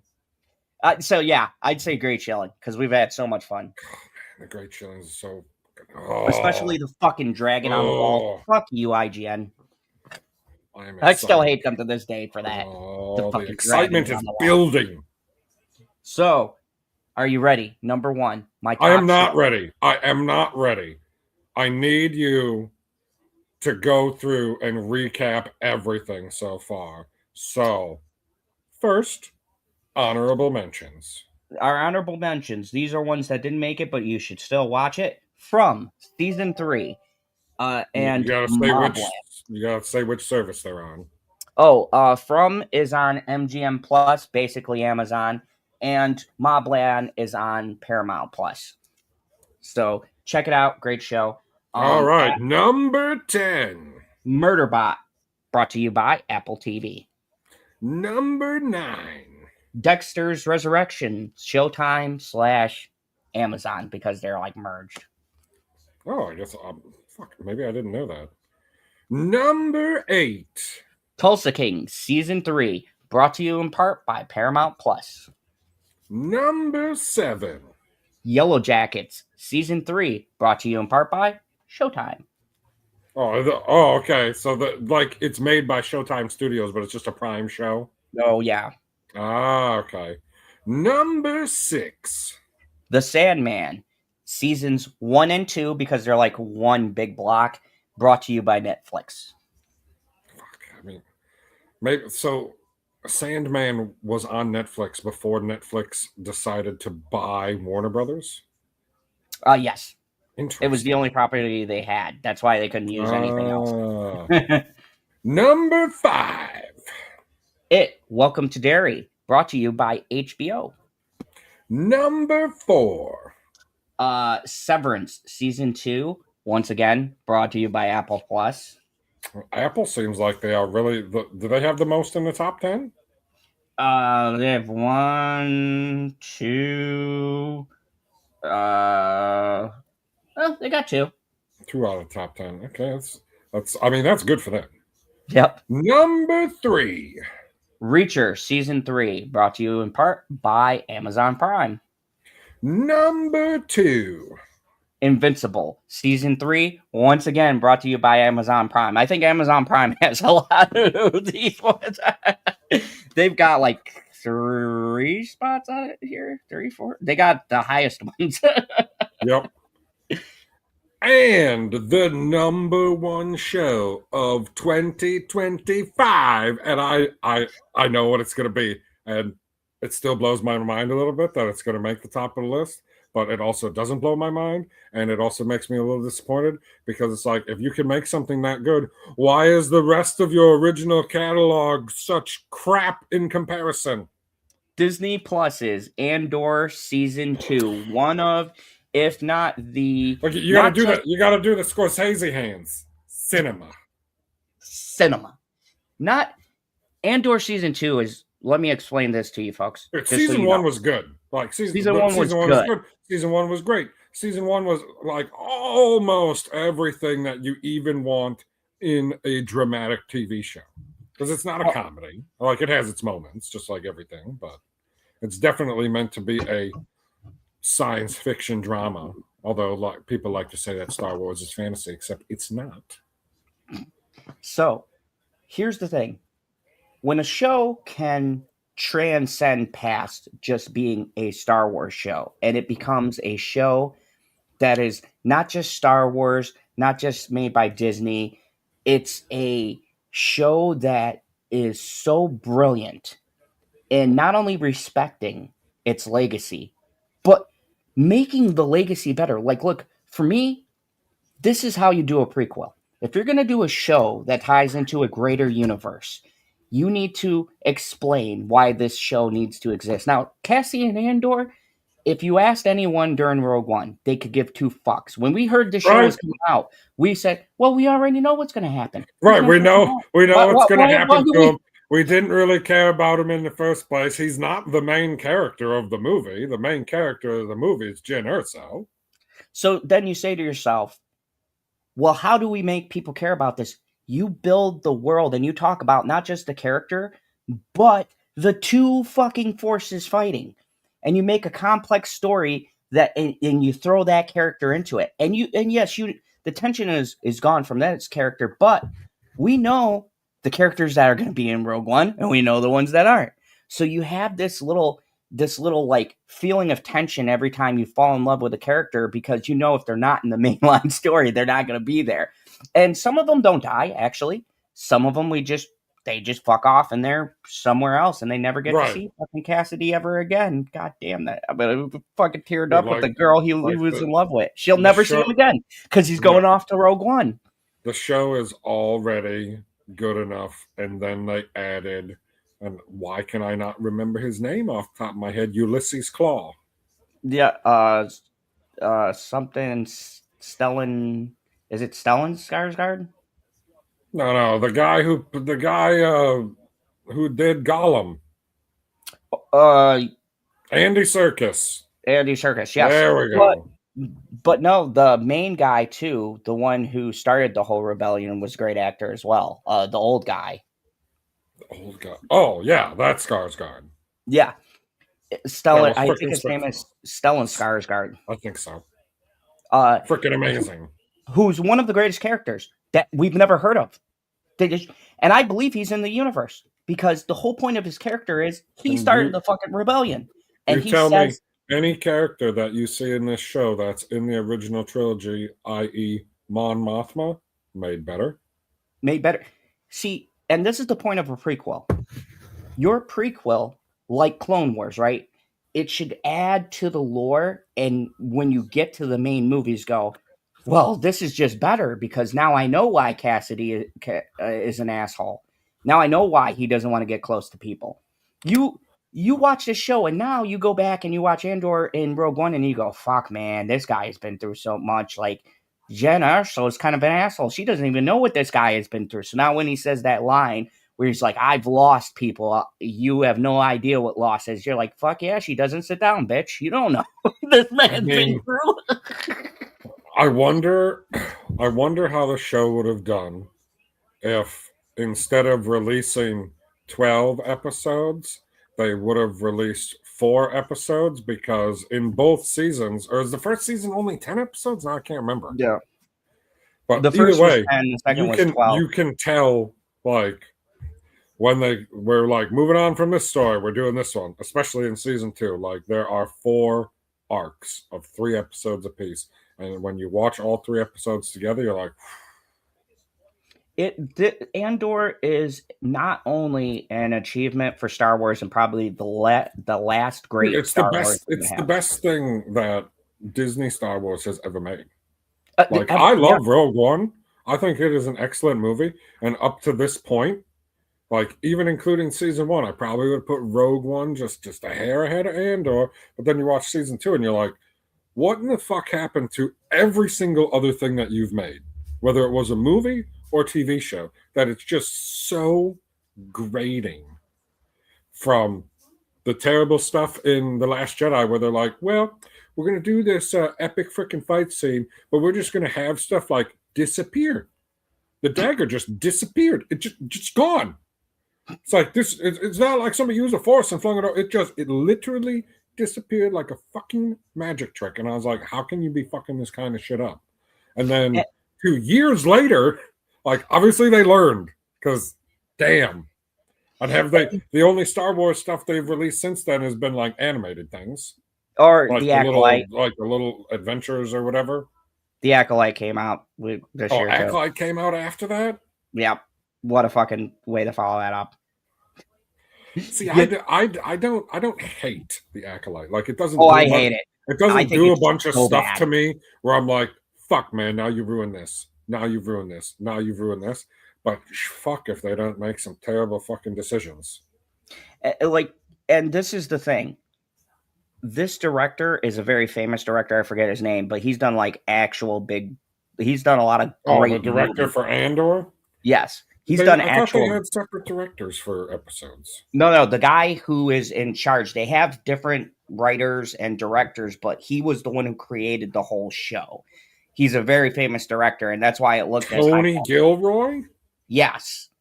He's the reason why the production was the way it was.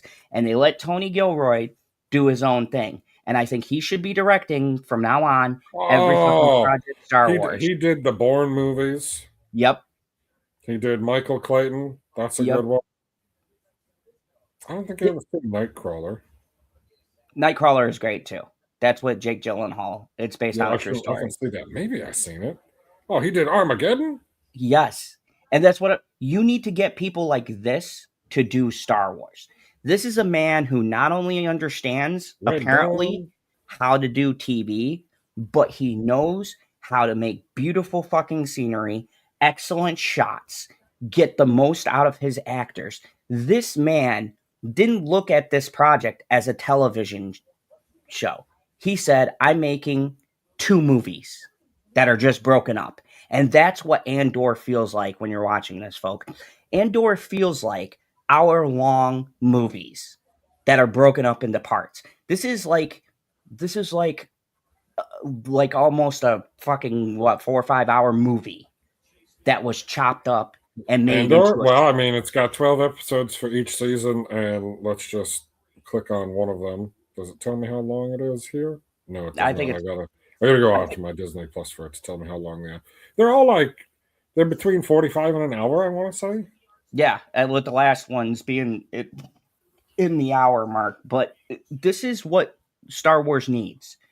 Instead of tying the hands of these directors or giving it to people who don't understand Star Wars, this man knew I'm convinced he looked at Rogue One, he studied, and he said, what can we do to not just do the same shit and to add to this movie and this character? And he fucking understood the assignment and he knocked it out of the park.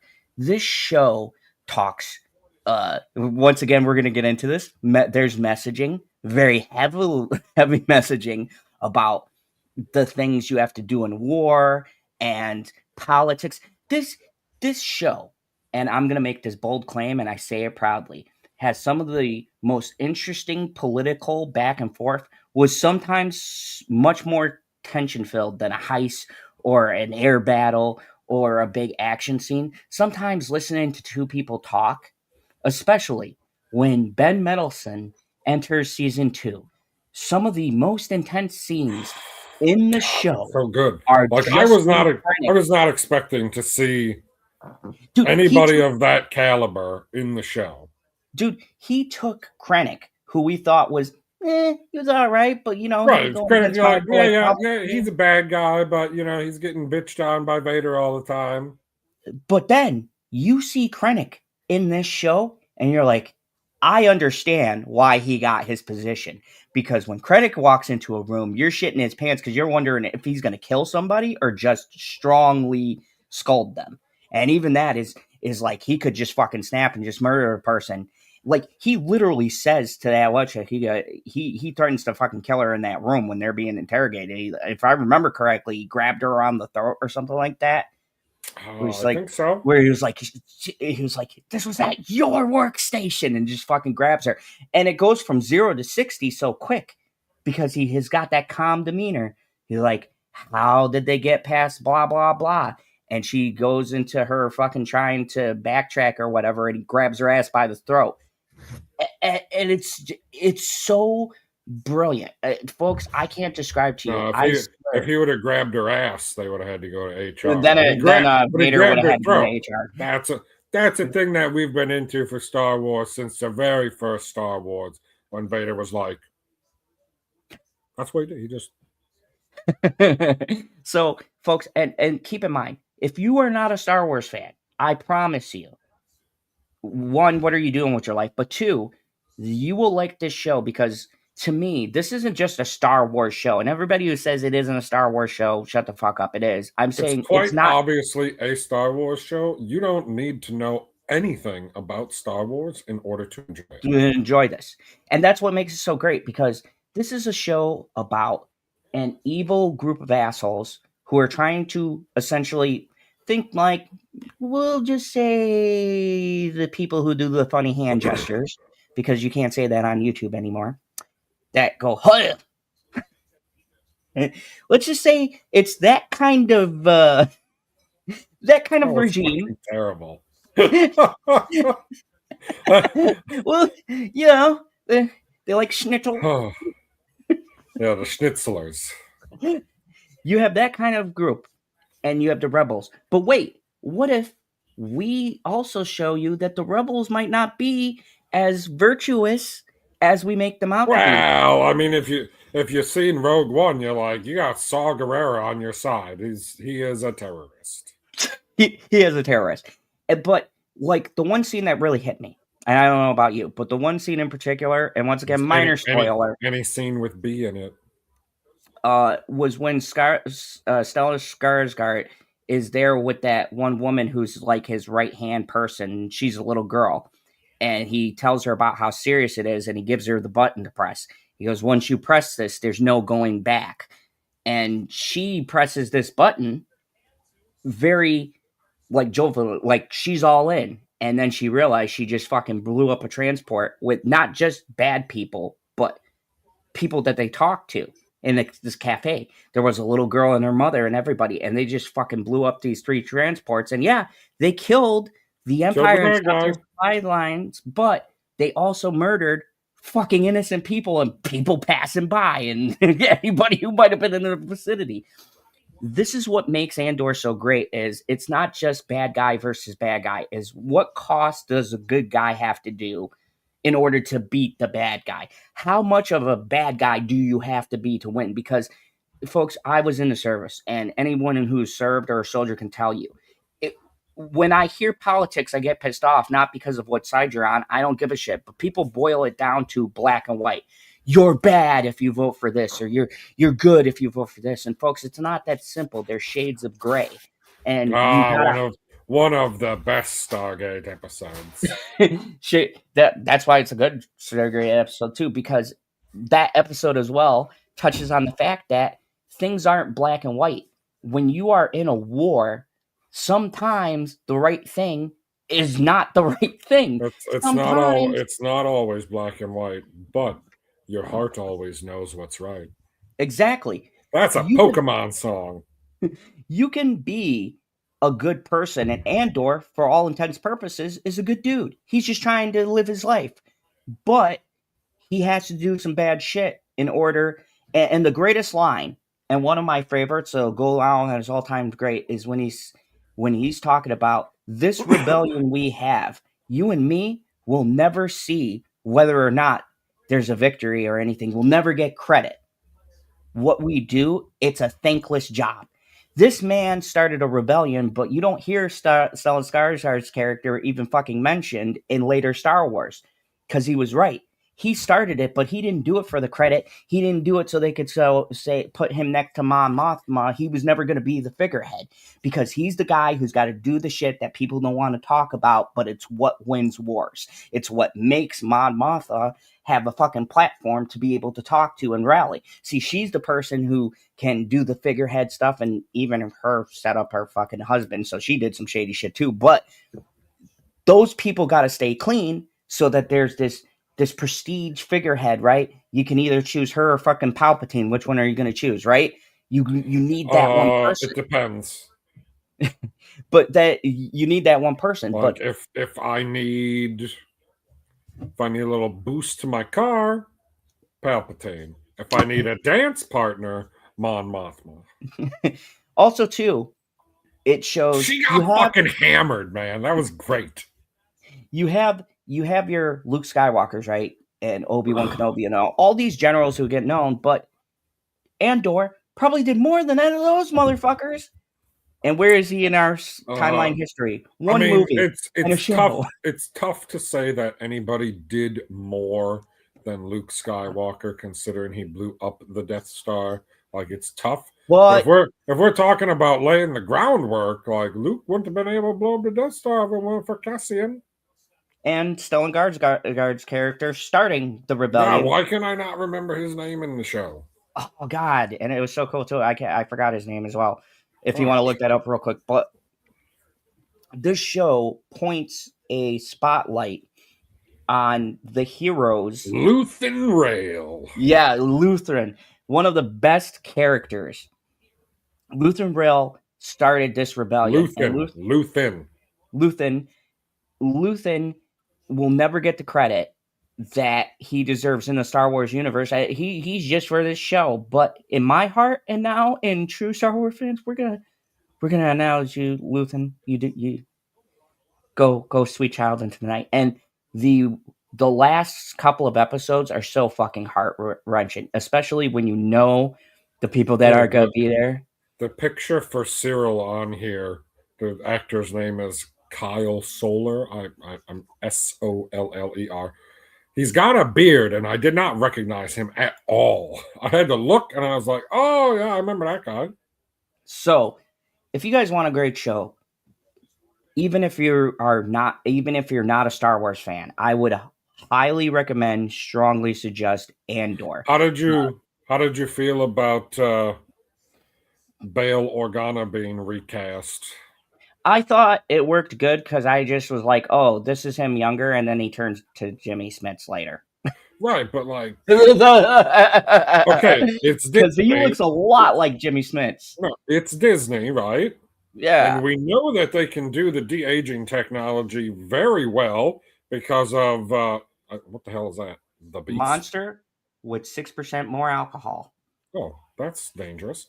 Fuck, what was I saying? De-aging. De-aging. They did RDJ and Samuel L. Jackson, and those both look great when they de-aged them. I think it was a really interesting choice. I don't know why they couldn't get Jimmy Smits. Like, he's still alive. Like, I get that he's older, but then I was curious as to if we make anything else in the intervening years, I presume they're going to use him again. Oh, they got to. Like, even if we do something like, do we ever see Bail Organa die? I don't think we ever see him die. Like, he just lives out. He just lives his life out. Well, he gets blown up and. Oh, he gets blown up in the. We don't see him on the planet. There's no body. No, because she makes a reference. She says, "My mother, father, dad." Oh well, yeah. I guess I should watch a Star Wars movie. So, yeah, but Andor was great. It's my number one, as it should be, Oh, what a because spectacular show! despite look, we got award-winning shows. Yellow Jackets is nominated for a shit ton of awards. Severance Tulsa King got awards. nominated. Invincible is going to be nominated. Like, look, it's not so much nominations that go by either. It's just what can I rewatch? And I've rewatched Andor seasons 1 and 2 so many fucking times because it's just it makes me when something transcends even its genre or its franchise to just be a good show that you could show anybody. Like you could literally show somebody who's not a Star Wars fan. Maybe you got to explain the significance of one or two I don't things, know if you do. but if someone comes in fresh and you just watch Andor season 1, you automatically will know the players. You basically get reintroduced to Andor, so you don't even need a see. You go, hey, watch Andor seasons 1 or 2, and then watch Rogue One. Well, I Boom, mean, that's and you got the because, full gist of his whole arc, like, in Rogue One, they essentially are referencing everything that he did in season 1 and 2. which we didn't know. So you have to be introduced to him because he's not the same person at the beginning of the show and the end of the show. He's definitely more battle hardened, and he's like, we gotta do it. We gotta do it. And so, if you want something that, and this is the thing that gets me about Star Wars fans that really piss me off, especially the really jaded ones. They claim there hasn't been good Star Wars. I say bullshit. You just haven't been acknowledging it because you think Andor is boring or it wasn't Star Wars or you didn't get your fucking lightsaber. Not everything needs a lightsaber. I'd like to be honest with you. Let's get away from the Jedi a little bit. Let's talk about the actual people. Like this show I don't know. talks Like, about I'm pretty okay with not having any lightsaber play when you got Luthen Rail dropping seismic charges. So I mean, you could still. This proves there's so much in the world that can be explored, and Disney is too scared to go outside because they're like, well, what's going to be the plushie? Well, then they're not going to buy this, and it's like, look, don't get me wrong, I'm going to go see the Mandalorian and Grogu day one with my little Grogu that I'm staring at right now. I'm going to bring him with me to the theater so he can also review the movie and see how well they did with his character. Um, I'm that's gonna go fair. see it. I'm gonna go see it day one. I'll probably see it day 2, 3, and 4. Will probably contribute to most of its fucking box office. God, I hope that it's like season 1 and 2 and not season 3 and 4. Oh God! Like Look, they the show reset. is good all the way through, but when every season is just not quite as good as the one that you just watched, it's like, yeah, it's still good, but why are we going downhill instead of going uphill Invincible style? Yep, because Invincible. There's a clear like you got season 1, which is just a masterpiece. You get into season 2, you're like dipped a little bit, and then season 3 was like, nope, it didn't lose its fucking stride at all. We got nervous for nothing. They're like, we get it, guys. Don't worry, we're back on it, and you're like, you got me, you son of a bitch, you got me again. And that's what Andor did. I remember this. We go, well, fuck, we might not be done with Star Wars. And you are talking to two jaded people. We are very Oh, exhausted. Like we have covered everything, folks. The only thing we both refused, I think, was the Acolyte. We didn't talk about that shit at no, all. that I think I we were pretend like like, it yeah, never happened. we both were like, we watched it, review over. It happened. It was a thing. It exists. And what's sad is even too with Ahsoka, it was And good. I mean, It exists. I can say some redeeming things. Like whoever the actor is that plays their version of Vader or Kylo Ren, the guy with the mask, Yes, that guy's an excellent actor. I cannot remember his name. he was a good actor, but here's the thing. You give him a shit story to work with. Yeah, and the fact that we talk about harassment a lot and over sexualizing people. You remember the 15 scenes of him with no fucking shirt on? I do. Why? I mean, I also Why? like the guy who the actor who died, the one who's playing the Ray Stevenson yeah. and Ahsoka, yeah, that was a highlight. But once again, we'll never get a sequel to that show because it didn't fucking do well. And this is the thing that I love about Andor. Andor season 1 didn't exactly light the internet on fire, but Disney did something smart. they let them fucking finish the story because it was only planned for 2 seasons. They That's did the full Cody Rhodes. Finish the and story. and it came back and it proved to us that I believe this show is only going to get more popular as people go back through and they watch it and they go, oh, well, this is actually a good show. This is like Clone Wars, right?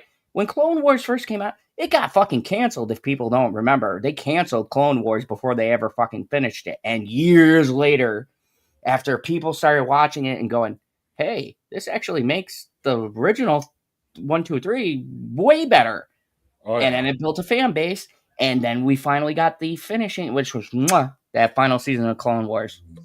Chef's Beautiful. kiss. Loved it. Right. It was that good. And Andor was better. And Andor was better. Tony Gilroy, Regardless of the animation or live action. Tony, if you're out there, please talk to the folks over at fucking Disney. And Disney, give this man more shit. Give Tony Gilroy all the fucking just let him do a thing. Let him pick a character and do a thing. This man understands the universe better than anybody. I will die on this hill.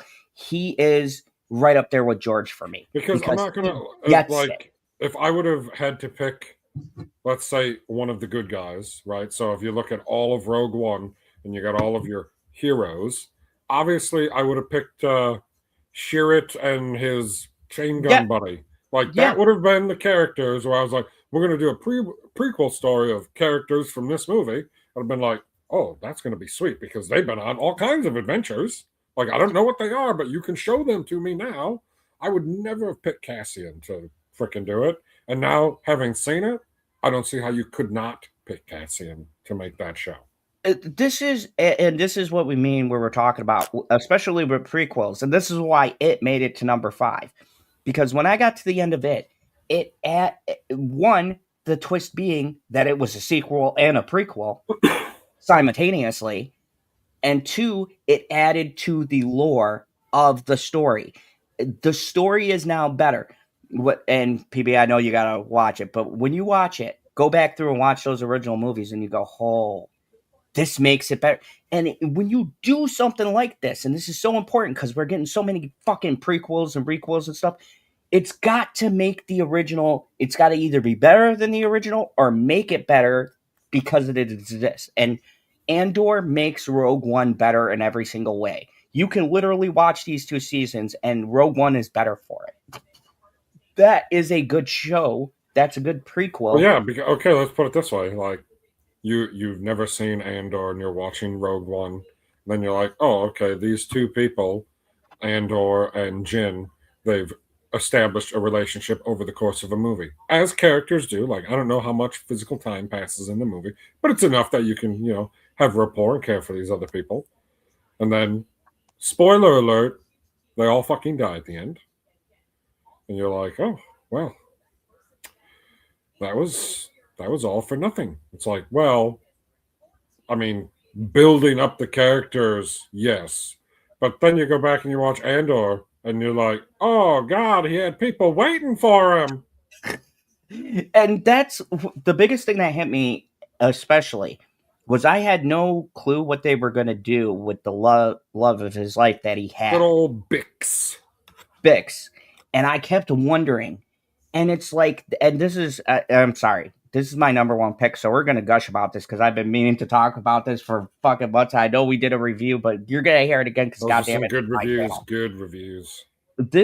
This show, the other thing is, to take a character like Bix, where we know she's not in it or mentioned, but he did mention something that he had people waiting for him. There is a line, like a throwaway line in the movie, where he says, I have people waiting for me too. And now you hear that line in context with this show, and you go, he's never going to fucking see Bix again.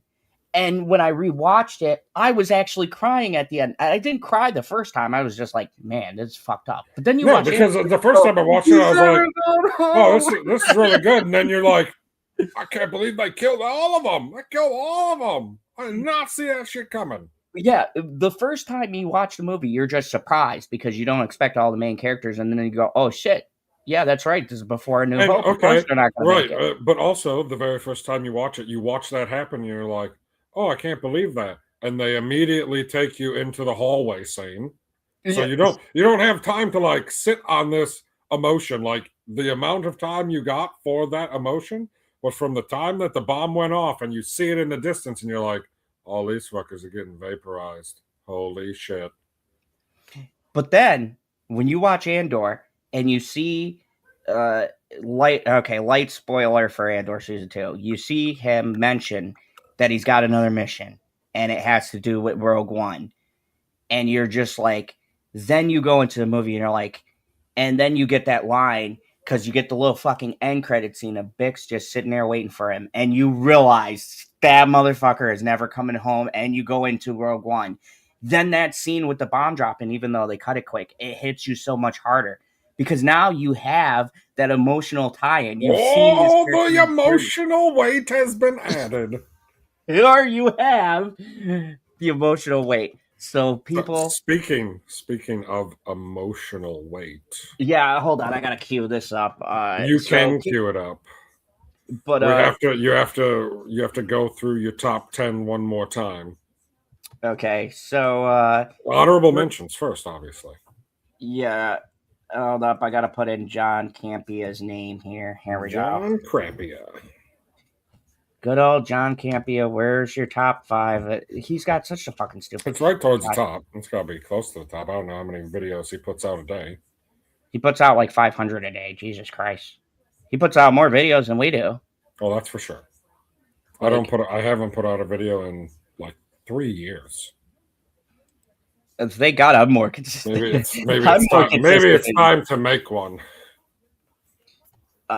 Movie review. Jesus Christ, John. Organize these. Oh my goodness. Oh, worst. No, he's got the worst films of 2025.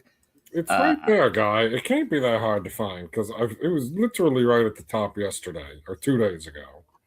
Yeah, that was 2 days ago, man. That's What do you mean? Just put the fucking videos on in order. Like, go to his channel, you view the channel, you click on videos, they're in order.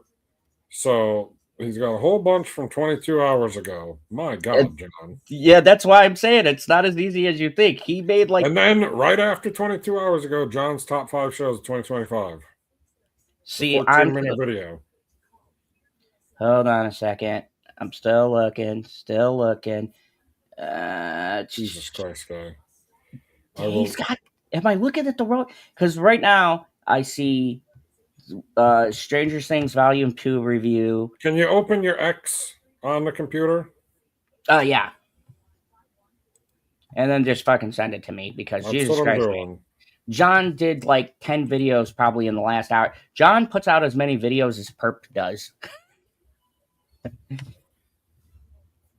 Like right now, Perp has probably just did 3 videos and then looked at my list really quick and judged. I know he's going to put his list out.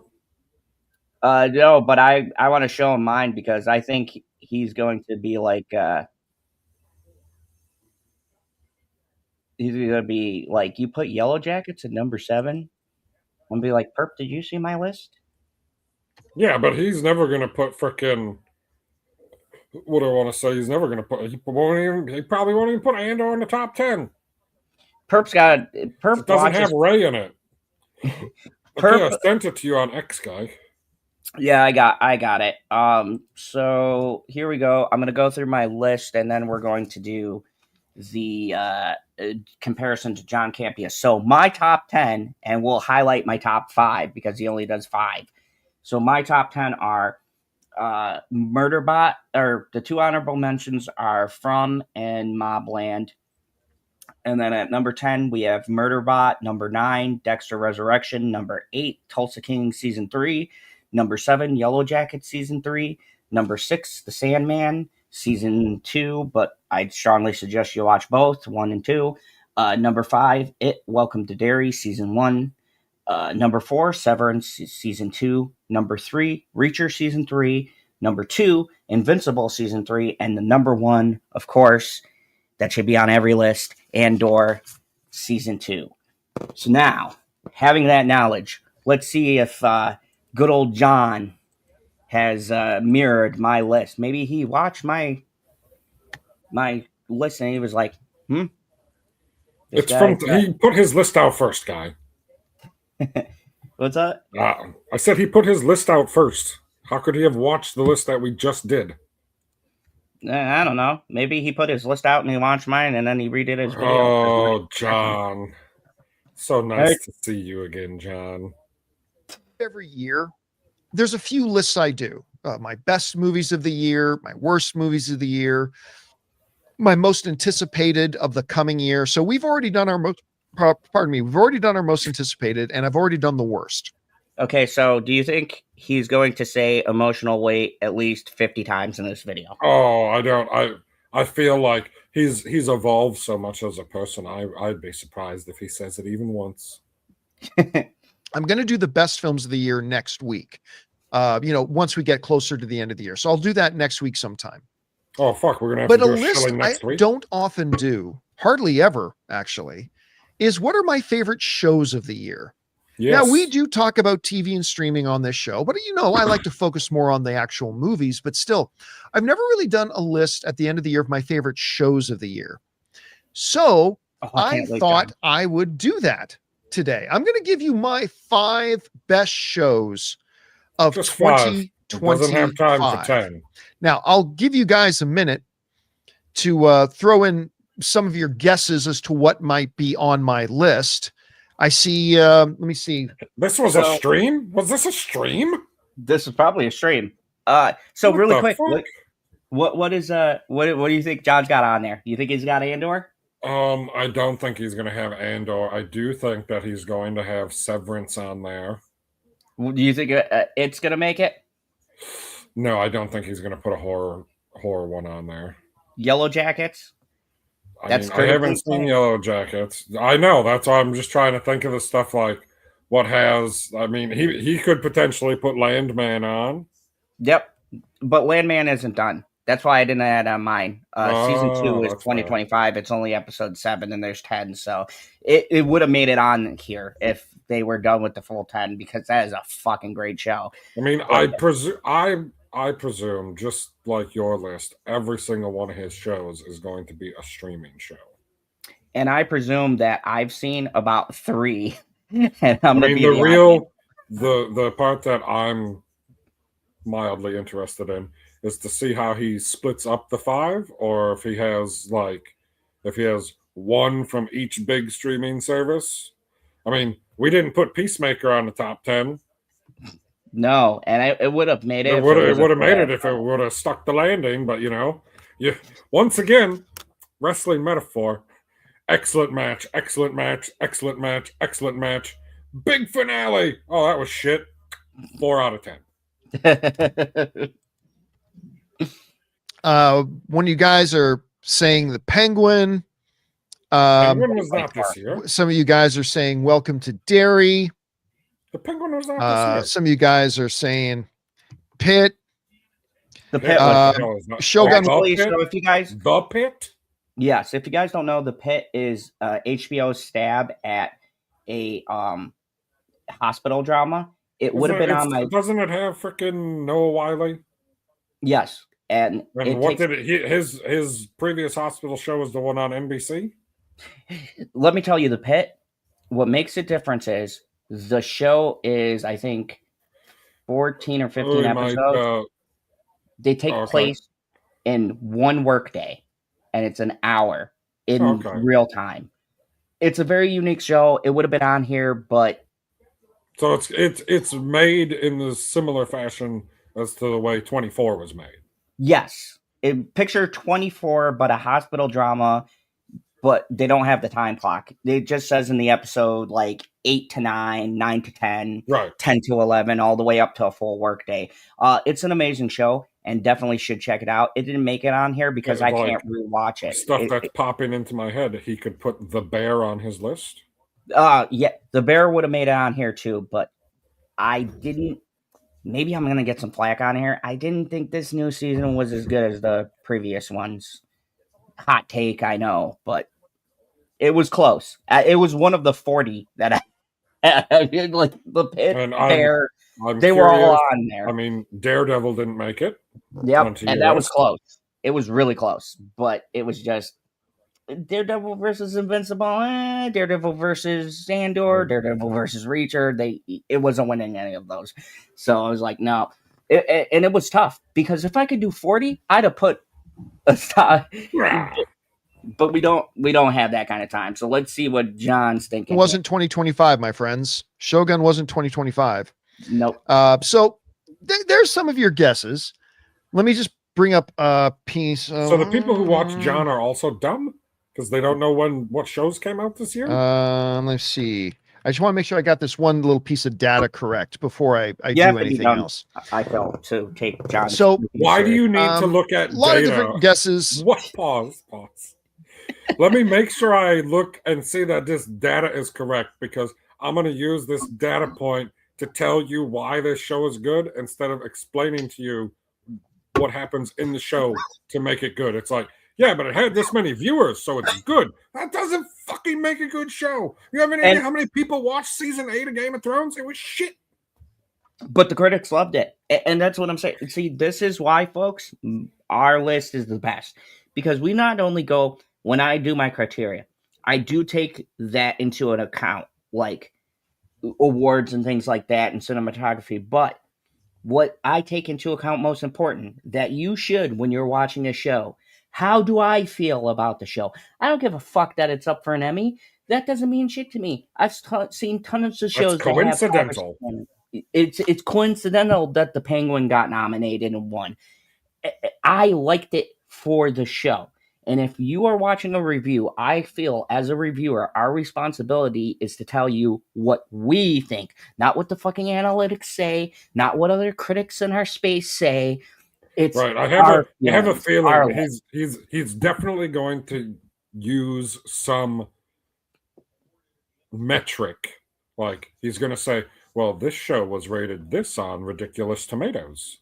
Like he's going to use something like that to make his point. And I was like, God, that's not your point. That's their point. Like you can't tell me why you like it. You don't like a show because it's got 98% critic rating. That's not why you like a show. Ever. Yeah. That's not a real thing. But he's going to do it. You just watch. But I'm going to give you my top 5. Now, I'm going to let you know that my top 5 are in no particular order, okay? Except for number 1.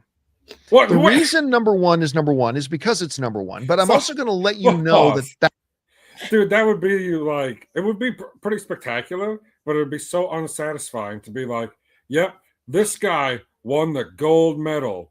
And then these 4 people that finished behind him all got the silver. And you'd be like, what's my silver medal worth if it's the same as his?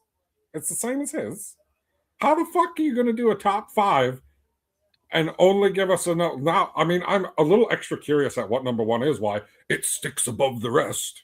But oh my God, it's called a top 5. Why did you not just call it the best of? Because then I'm not expecting 5, 4, 3, 2, 1. I'm just expecting like you could have done 6, you could have done 7, because it's just the best. You know what really pisses me off? Fuck, John. Our unorganized channel, right?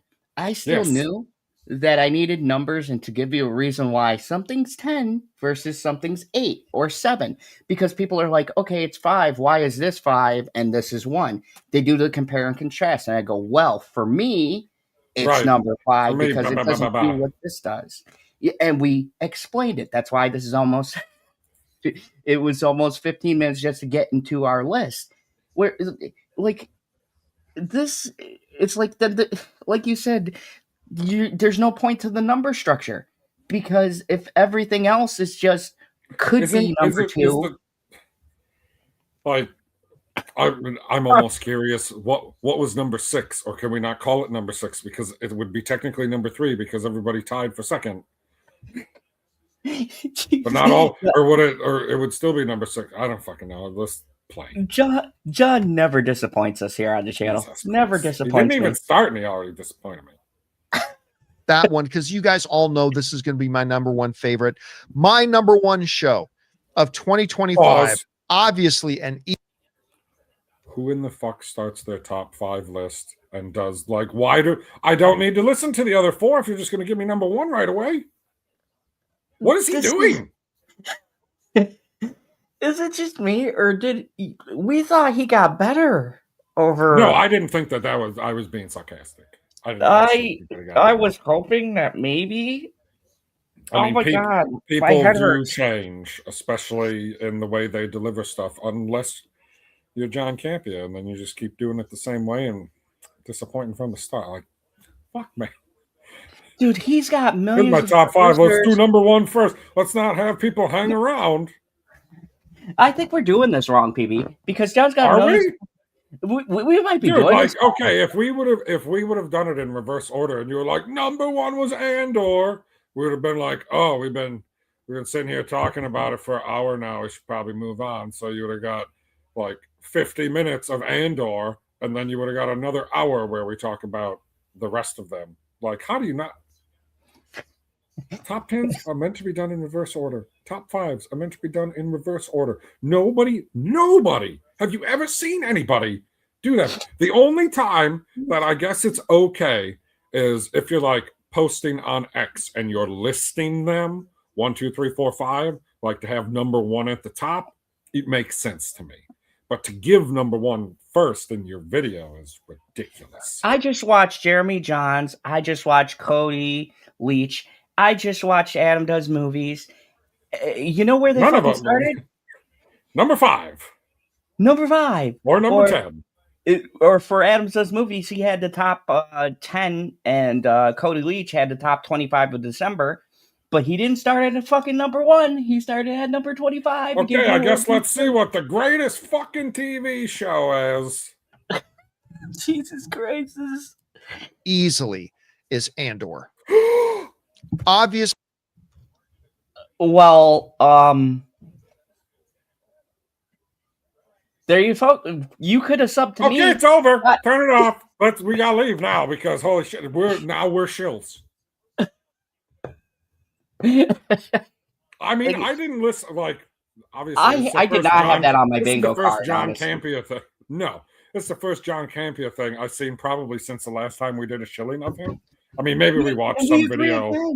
What is happening? How in the fuck?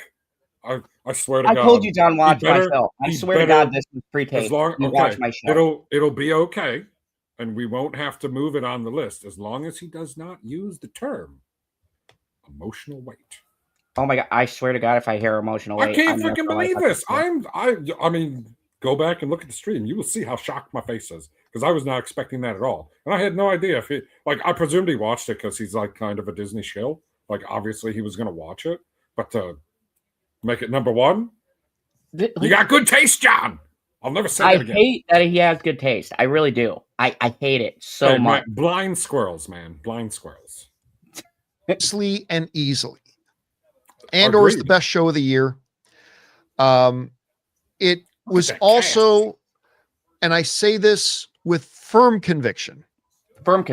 Andor is the single greatest thing Star Wars has ever produced outside of the original trilogy. We said that too. So there's the original trilogy, always and forever at the top. Pause.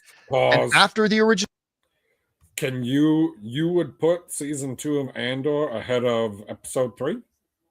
Oh, hands down. And I love episode 3. Really? You've heard me talk about it. I don't know if I can do that. I would put Andor, and I'll tell you why. Because episode 3 is great, but everything else makes episode 3 great. Like Clone Wars. No, that is true. 1 and 2. It has all of these other things that build it up. Where Andor had nothing to build it up. It was the opposite. Nothing. You're like, this fucking ends. You saw Rogue One. And so Andor kind of had to build itself up. So I could agree with John where not only what makes Andor great too is that it makes everything in the Star Wars universe better for existing. Because being that this exists, it makes Rogue One inherently better. And I can agree with that. Like the original, the first trilogy ever makes 1, 2, and 3 great. This is the connective tissue between the first 2 trilogies, the same way that the Clone Wars is the connective tissue between episode 2 and episode 3. Like, you go from the end of episode 2 and then you start episode 3 and you're like, they look similar, but they do not act the same. But if you go back through Clone Wars, you go, oh, now it makes sense. And I see what he's saying. And I hate to say this, John might actually have a pretty good review. But well, let's hear how he sells Andor now, because original trilogy after New Hope, Empire, Return of the Jedi. The next thing in line is easily, without any doubt, without any question, the best thing Star Wars has ever done in decades is Andor. And season 2 came along. Season 2 came along. And I thought, just be 75% as good as season 1. Because season 1 was remarkable. But it was unrealistic to think that they could match it in season 2. So I went into season 2 just saying, just be like 75% as good as season 1. But they did the impossible. They made it even better. With a couple of the best episodes of television I've ever seen. Like, I'm not saying they're number 1 and number 2 best episodes of all time, but there were 2 episodes in this season of Andor that would be probably in my top 20 list of the best single episodes ever in television history. That's how good I thought Andor was. It felt so good, especially coming off of crap like The Acolyte and a few other things that we've had. Wow, I was not expecting him to say that. You know what? I feel like I might be drunk right now. Am I drunk, PB? You might be. I'm high. I feel like he's actually making sense. What is happening right now? I don't know. I guess I was right. People can change. Like he said, Andor was some of the greatest television of all time, and then he said that The Acolyte was crap. I was like, yes. Okay, we're gonna let John talk. Holy shit! I was not prepared. No, this isn't John talks. This is John Campion. Okay, so I don't. Man, I miss John. You know what, John? John, if you ever come across this, I'm just gonna say it. I doubted you for a while with your fucking document and review. Please re-upload a different review. Watch it again, John, and watch it again. But John, I gotta say your take on Star Wars right now. You're winning me over, buddy. Fucking spot on. Amazing. He's fucking winning me over. I can't believe. Okay, Paul, leave it. Did Jeremy Johns have Andor in his top? Yep. Was it number 1? Yep. Oh. Is it looking like we're just everybody is in unison here? So good. Mandalorian season 3 and whatever. It was so good to come back and actually have something that was Star Wars related, that I was salivating every week, waiting to watch the next episode, all that kind of stuff. Anyway, for me, easily, no questions asked, the best show of 2025 was Andor, specifically Andor season 2. All right. These next 4 I have in no particular order. Okay, so the next one I'm going to mention isn't number 2. These are just in no particular order. This is number 2, but they do round out my top 5. And the next one I'm going to mention is a great redemption story, a wonderful redemption story. Because the next one I'm going to mention is Dexter Resurrection. Oh my! And what I mean. Okay, so he looked at my list, PB. What you had Dexter at 8? No, I had Dexter at 9. Dexter's at 9, and he's got it at somewhere between 2 and 5. Like, interesting. I can't believe this. This is like, dude. I know I've been drinking a little bit, but I don't feel like I'm like I feel like I'm drunk right now. I cannot. Dude, I share 2 things with fucking John Campia. He has this one higher than you, so now I'm interested. If your entire lists cross over, which ones did he think were better than yeah? Because now I mean, with those 2 on there, I feel like he's going to put Reacher on here or Invincible. And I already said Severance. Yeah, I'm not sure how much he's into the anime stuff, but if he's into it, I don't see how it wouldn't be on the list. Holy shit! This is wild. All right, let John cook. By a fantastic redemption story is, like everybody else, I'm a big fan of the original Dexter. Okay, everybody loves the original Dexter. It's great. But then came Dexter, stupid sun spawn off spin, shoot me in the snow. See, whatever that was called. New What was the Blood. name of that I get next what you're series? saying, though, John. Keep Dexter, That sounds exactly how Original like you would Sin? put No, it. not Original Sin. It was Dexter, I don't know, New Blood. That's what it was. Who was the first person that said New Blood? I think it was Ash was the first one who said New Blood. Thank you, Ash. That show sucked. Okay? That Okay, show John. All right, was stop terrible. playing. And I hated it. I hated it so much that even when they were bringing out that prequel show, I think it was called Original Sin, Yep. Go, John. which, going back to how Dexter Oh got my started, God. I wasn't even going to watch it. And it was only because of, Is John a shill anymore? Wild. Can we even put him in the Great Chilling anymore? I don't know. We'll just have to leave that off of the frickin' title. Unless things drastically change here, and this is all a red herring. Doesn't feel like it. Has John has grown wiser and is look, if John comes across this and he sees this, John, I just want you to know I doubt it. Okay. Are we sure that he doesn't have some Clark Kent style glasses on and this isn't actually John Campea, but just made to look like John Campea? I don't know, dude. Like, he's on fire right now. I swear to God, PB, when we were talking, did I not just say all the same fucking points? If you go back through my video, he has echoed everything that we've said. Oh my God, I can't believe this. I might have to actually subscribe and now watch John Campea reviews. Probably not. Probably not. We're not going to go that far. But John, you're impressing me with your not top 5 list. Okay, continue. a whole bunch of you guys told me it was good that I decided to give it a shot. And you know what? It was really solid. It was a really good show. I enjoyed it. Not as good as the original series, granted, but it at least gave me some hope for Dexter Resurrection, because we knew they were bringing it back. Dexter Resurrection. They bring it back. We're going to run it back. And guys, after watching one episode, I felt like I was watching Dexter again. Like, amen. New Blood or whatever is called, Jerk Off in the Snow, whatever. That just completely different. I never once felt like I was watching Dexter. Unexpected. Original Sin was really solid, but it felt solid like it was a show unto itself. It didn't feel like Dexter to me, but I still really enjoyed it. But one episode into Dexter Resurrection, I'm like, it's back. Yep, and every episode just got better and better and better. And Peter Dinklage, low-key MVP. I mean, it was just so good. A glorious, satisfying ending to the season. And now I cannot wait for season 2. I cannot wait. Dexter's like the best redemption story of the year so far, redeeming that original blood, whatever it was. And so Dexter is the next one on my list. Okay. All right.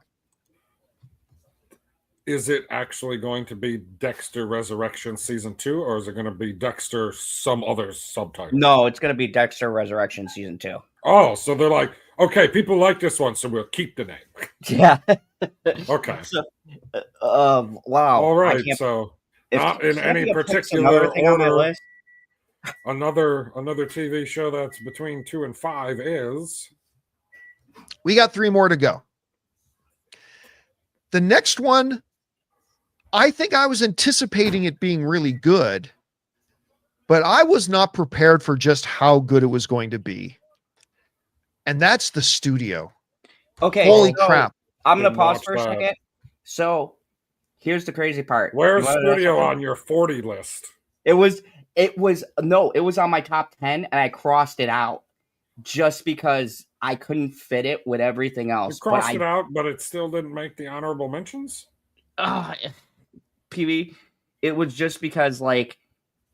I feel like I've seen a little commercial or something for this show. And I'm going to tell you guys, John, whatever he's going to say, he's got it right. The Studio is a very funny show. It's probably one of the best things Seth Rogen's done in the past, 10 years. He plays a studio head. Other than Invincible. He plays a studio head that he becomes the head of this production company, and he's got to make movies. And he's starting to find out that Hollywood is shit. And it's a satire on Hollywood and how they make movies and stuff. Okay. It's on Apple, once again. And whatever John says, he's going to be 100% right. It's a great show, and it's crazy because this was on my list, and I had to take it off because I could only have 10. So that's great. John's even on my list that didn't make it. Like, this is nuts, man. I can't believe it. I Man. have got Studio to is on get fire. out of the doubting Seth Rogen business. Now, I normally don't. Do you I know? normally don't at all. I doubted him with his. What was that? I said, do you have to get out of the doubting Seth Rogen? Because Yeah, Seth Rogen. It had not been a like. We haven't been on a massive upward trajectory since Knocked Up. But every once in a while, Yes, he's got the magic touch. Yeah, his Green Hornet movie, and it's not the popular thing, but I actually kind of like the Green Hornet movie. I did for what it was. I thought it was fun. How in the fuck are we agreeing with? And then so much? I thought the studio would be the Green good. Hornet was going to come up. I didn't think the Green Hornet was going to come up in this stream, but once again, not a great movie. Well, I like it. Yeah, I like it too, dude. John Camp. This might be the best thing we've ever watched on this channel. This is ridiculous. This is totally mind-blowing bullshit here. I am lucky I'm drinking, because right now I'm going to chalk this up to maybe I'm drunk, but everything he's saying right now is making sense. Continue. Go, John. I mean, good job. He's got some solid picks here. But I started hearing all these industry insiders saying, oh my God, this is like one of the best things ever. I'm like, okay, it's not going to be that good. And guys, listen, I have lived in Hollywood for about 15 years now. Okay, so now a lot of John's takes make sense here. And I've had my entourage moments, and I've traveled in certain circles, and I just cannot believe. Well, let me find out John was crazy. Maybe we have misjudged him. Maybe John was a little bit of a wild card back in his day. Maybe he was living that studio life. I see you, John. How accurate in a exaggerated way, but nonetheless, how accurate, and how I have heard the exact conversations in this show in real life. It is uncanny, but listen, just being like real Hollywood doesn't make the show good. The show's not good, especially as a comedy, unless it's hilarious. And this show is freaking hilarious, man. I would just almost laugh myself sick almost every single episode. I loved it. It was an amazing kind of meta experience watching it. I expected to enjoy it. I didn't think I would love it this much. So the studio, I should say, is on my top 5 list of best shows of the year. We don't know what so somewhere between 2 and next 5, one up, probably number 4 is studio. So far, John's got some interesting picks, and he's got 2. Dude, I don't know how you paused it, but you made him look like a bird. So John's got 2 shows from my list, with Dexter Resurrection and Andor. So far, man, we're pretty close. This is kind of scary. A show that I honestly thought was a bad idea. And I remember saying, maybe even on my own show a year and a half ago or something, is like, who cares about this? Who cares about a prequel to It? And you know what? God damn it. That's my number 5. That's in my top 5. That's so you might have it technically ranked in the same spot as him. Yeah. Holy shit. He's got 3 so far. 3 out of my list. This is crazy. Oh my God. Different timeline. First of all, the very first episode of Welcome to Derry comes out. I'm like, all right, I'll give this a shot. Let's give it a shot. And in the very first episode, I'm like, oh my God, what the hell are they doing? How can they put this on television? If you've seen the show, you know what I'm talking about. I said that. They just did some of the most bat crap, crazy, gory, horrific, horrifying, nightmare-inducing things in the first episode that just kind of set the stage. And it never let up. It gave us great character development. It built out the mythology well.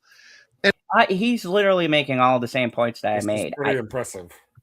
I can't believe it. So, guys, if you want to know, John Campea verified on my list as well, because this motherfucker's got like so far 3 shows that I've put, and one of them is in my top 5, which was It Welcome to Derry. So, John, if you ever come across this, you two have the exact same number 1 show. We have the exact same number 1.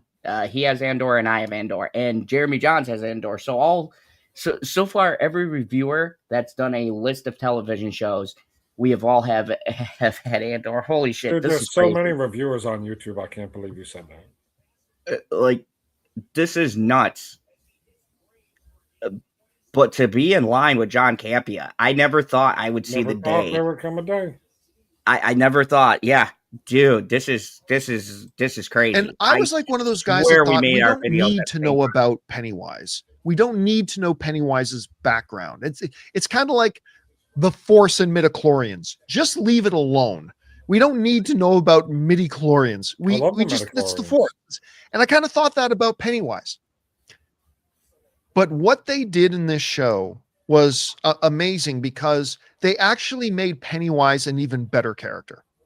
They made him a more interesting character. Instead of ruining the mystique of the character by going into his background, they enhanced the character by going into its background. And they well expanded the mythology. And again, none of that would matter if it wasn't still a good story. And they made a really good story. I love the kids in it were great. Richie dying is like one of the, oh my God. Oh, come on, John. Spoilers. I'm sorry. I didn't know John was going to spoil it. Why did he not say spoil? Like, he was talking around everything else. He's talking around and giving no specific. Like, they go into Pennywise's backstory, but I'm not going to tell you how they go into it. Richie dies. Oh, okay. Fuck, man. So you sorry let me about down that, and not the way I was expecting, John. Odd kind of things. It's a fabulous show, and it ended strong. And did I not just say we made a whole analogy about landing an airplane, and I said the thing that saved it for me with those middle 2 episodes was that the last 3 ended the show so strong. And I 100% agree with John, because we had the opposite with Alien Earth. The first 4 or 5 episodes of that show are super strong. But then once you get to that midway point, it just fucking leads to nowhere. And fucking John. We don't mean the skull floating in space. Man, it won me over. Welcome to Derry is one of my top 5 favorite shows of the year. All right. That leaves one more. And I don't think it's going to surprise any of you. The next one, every single one of these except for number 1. Me. Except for the studio. Because I'd seen the studio, but I didn't watch it. I figured it would be something that I either had on my list or at this point, because once he said Andor, I go, holy shit, we have almost the same list. But like, yeah, I'm gonna say every one of these has shocked me, because I was just like, right, and in the reverse sense, John, not in the way you thought. Which is Andor. None of these are in any particular order. This one won't surprise any of you, but it's a show was coming out that was in maybe the most tired, overdone genre of show. The medical drama. How many shows do we have to have that are based in and I said it too. This was on my list, if you guys don't know, because we fucking called it. That might be one more that's not on my list. I did have The Pit in contention for my top 10. It didn't make it because I can't watch that show again. I'm not big into medical dramas. The only one I've watched repeatedly is House and Scrubs. It's not my thing. Scrubs is coming back, guy. I know. I can't wait. But I agree with John. I definitely can understand why this would be. I'm going to laugh if it's some other medical drama, not The Pit, that neither of us know about. We look so stupid right now. No, I think he's talking about The Pit, because it is a good show. Hospital, We've got a million of them. Yep. There are some really good ones, but for the most part, they're generally the same. Some are better than the others. But guys, I tuned in to watch The Pit because I heard so many people talking about it. And it came out in January. So we're like, this is like almost a full year ago it came out. Yep. It came out in January. We got season 2 about to come out. I don't know that I don't know that there's ever been a better medical drama. Like, a lot of people draw comparisons to ER, and that's fair. And I just want to say something that I find really interesting.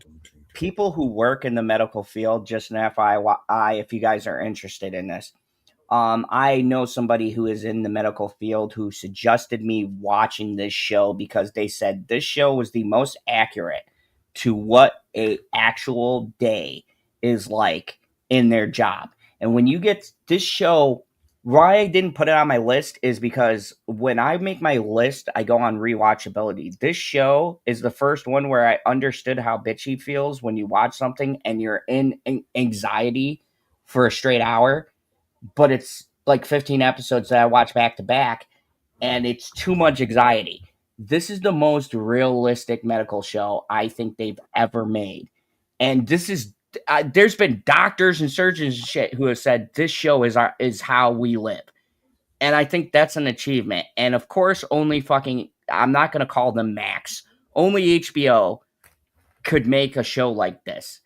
And I'm actually surprised that HBO hasn't done a medical show before. That's wild to me. They just did a medical drama in 2025. Like, HBO has done Supernatural, Dune, fucking Game of Thrones, Boardwalk Empire. They did every genre, but I never thought in a million years they'd do a medical drama and it'd be better than anything that's been done. But The Pit, see, why it isn't on my list is because, like, Scrubs and House, if they came out, they'd be on my list because they're fun for me to watch.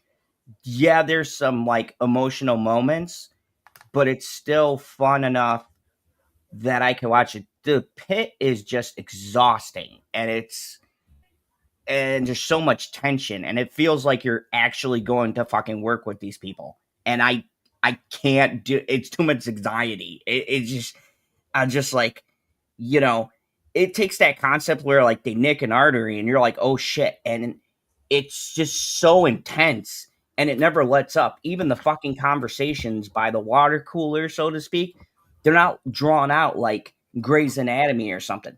It's like, oh, this and this is going on. I like this person. Okay, back to fucking saving somebody in a fatal car wreck. It's so real. But I get it. I get why John would have this list. But frankly, I thought just one season in, this thing blew ER out of the water. I think it blows every medical drama I've ever seen out of the water. This show is amazing, and I could not stop watching it. And I was a little put off at first when we realized they were doing it like the 24 style, where the whole show is literally in real time. Episode 1 is hour 1. Episode 2 is hour 2. Episode 3 is hour 3 of this one day in the life of this emergency room in Pittsburgh. And I was just floored, guys. I was just floored. I saw somebody say, how do you not have Penguin on your list? Because Penguin came out in 2024.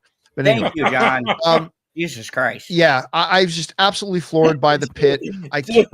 Dude, see, John's nicer than us. I'll give John credit because he did the whole quick brush by. Like, dude, Penguin came out in 2024. I know, hey, here on the channel, we are Penguin ride or die on this channel. I would want that show to win every year, but folks, it came out in 2024. If I could have it in every fucking year, I don't know about you, I actually rewatched Penguin again.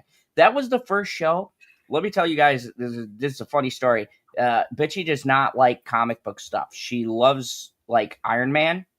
These are the two Iron Man fucking weirdos. We know Captain America is the best. I'm not going to get into it. Anyways, she's a big Iron Man fan, Robert Downey Jr. But past that, she does not give a shit about comic book movies. She watched one episode of Penguin. We were watching it week to week. She punched me when we got to the ending because she was so emotionally invested. She was like, "Why did you make me watch this shit?" But like, not every show can reach the heights of Penguin. You know, we got Andor. They would like to, though. Let me tell you, and we talked about this. If we had Andor and Penguin in the same year, do you know how fucking hard that would, dude? I mean, I'm gonna be honest with you. I don't know. I'd have to have two tiebreaker. I feel I would have to have. I feel like tiebreaker almost goes to Penguin because how long did he have to sit in that fucking makeup chair, dude? Like yeah, it's just like, just think about how amazing TV has been. 2024 ended with Penguin. 2025 ended with Andor. Like, we are fucking blessed. I don't even know what we're going to get in 2026, but all the shows coming out that are coming back, like, we're so fucking lucky. I'm getting more. If you think we're living in bad times, just watch TV. We are blessed right now. Do you think we're getting a Game of Thrones series that starts in January? Yep. We got and I'm going to be honest, I'm looking forward to it. After House of Dragons, they could redeem it. So. Their entire story has been told in book form, so nobody can fuck it up at the end. Cannot believe how excited I am to watch the next season. Again, all these are in no particular order, granted, but maybe if they were in order, I'm not saying this for sure, but maybe if they were in order, I might have Pitt as number 2. It was just that good. I couldn't believe it. And I'm not somebody who normally likes medical. Okay, so we're just going to make this easy for John. His number 2 is the Pitt. Right. The other ones are subject to change, but his number 2 was Pitt. But let me just go down the list here. I just can't believe that. He got 3 out of 5. We got 3 out of 5. And the 2 that I missed from his list were originally on my list. So that's fucking nuts. Not to mention the fact that I don't have a formal list, but on my informal list, Andor is number 1. So this is nuts because we thought we were so we thought we were gonna sit here. We totally botched it. We thought we were gonna call out John, but John just fucking put us in our place. I'm just gonna say it. Big time. Even his takes on the Acolyte, I was not expecting that. John is different in 2025 going into 2026. I guess. I think he's got enough viewers where he could just say, "Yeah, I don't fucking like Acolyte. Disney, gets your shit together." That's basically, I'm giving you a preview. Nice. Dramas, but there you have it. So once again, guys, my top 5 shows of the year at number 1, Andor, and then the next 4 in no particular order: Dexter Resurrection, The Studio, Welcome to Derry, and The Pit. And if you watched no other shows this year except those 5, I think you would have a very... John, I watched all of those shows, and our list, you got 3 of them. Right? And we just missed 2. Well, okay, so now we got to talk about this. Like, okay, so... I'm eating a sandwich. So if you guys don't know, they're not sponsoring this channel, but I'm drinking the Beast, which is a Monster alcohol drink. And it's very good. But holy shit, this is crazy that this year I could be in line with John. Never would have expected that. This shows you, and I said this, and I don't know what your feelings are, so we'll go into it a little bit, but I feel like the television space has been so much better than the movie space. Like, my top 10 movies were not this hard. Like, I showed you a list, but I could cross it off pretty hard. Television's been crushing it. The television space, I took an hour just to cross off 40 shows. And every time I was like, and I in The Pit in The Studio, I had in the original 10, like I did, okay, now I'm down to 13 or 14. And I had From, and I had From was locked in before I moved it, and Mobland was locked in actually at 7. And then I swapped them out for Yellow Jackets because I was like, Yellow Jackets got to make it. And so Mobland lost its spot. And The Pit was actually in number 10. But then I realized Murderbot, both me and Bitchy watched, and I could watch it again, so it got knocked out. But that's crazy. And Studio, I had Okay, now, to be fair, we don't know exactly what John's criteria is for a show, but we obviously know that part of your criteria for a show is the rewatchability. And the more rewatchable something is, the more points it's going to score in that metric. Yeah, and like, so take for instance Dexter Resurrections. I watched it twice because Bitchy is super slow with watching shows. So I had to watch it once for myself so I could do a review. And then I watched it once with her again. But then after it was done, I felt like, okay, I could wait until next season or I'll rewatch the whole season going into next season.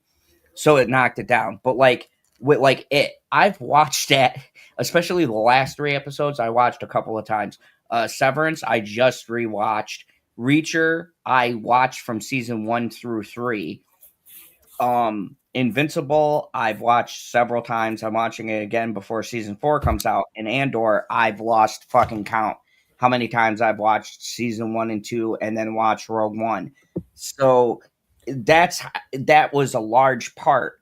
And, you know, John mentioned metrics, but I feel like too, John was kind of on the same. I would love to know what statistics he had to look up at the beginning because I didn't hear him. Like, I got that wrong about it too. I thought for sure he was going to reference some number. He didn't reference any number.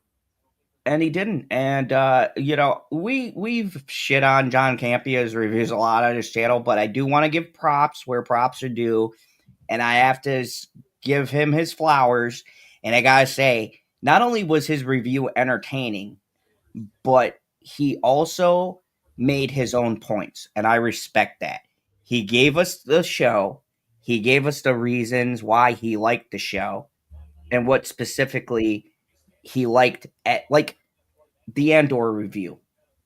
We said the same exact thing. We even mentioned the fucking Acolyte. And he said the Acolyte fucking sucked.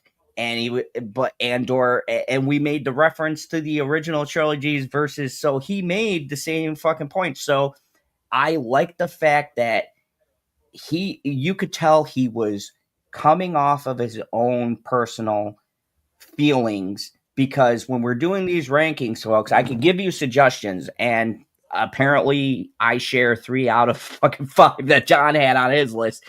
But it's not just our feelings, but that it's universally liked, but it's like what's personal to you. Like if you don't fucking like horror, you're probably not going to vibe with it. We can suggest it and be like, it's fun and stuff like that. But if you don't like a lot of gore or seeing kids killed, you probably won't fucking like the show.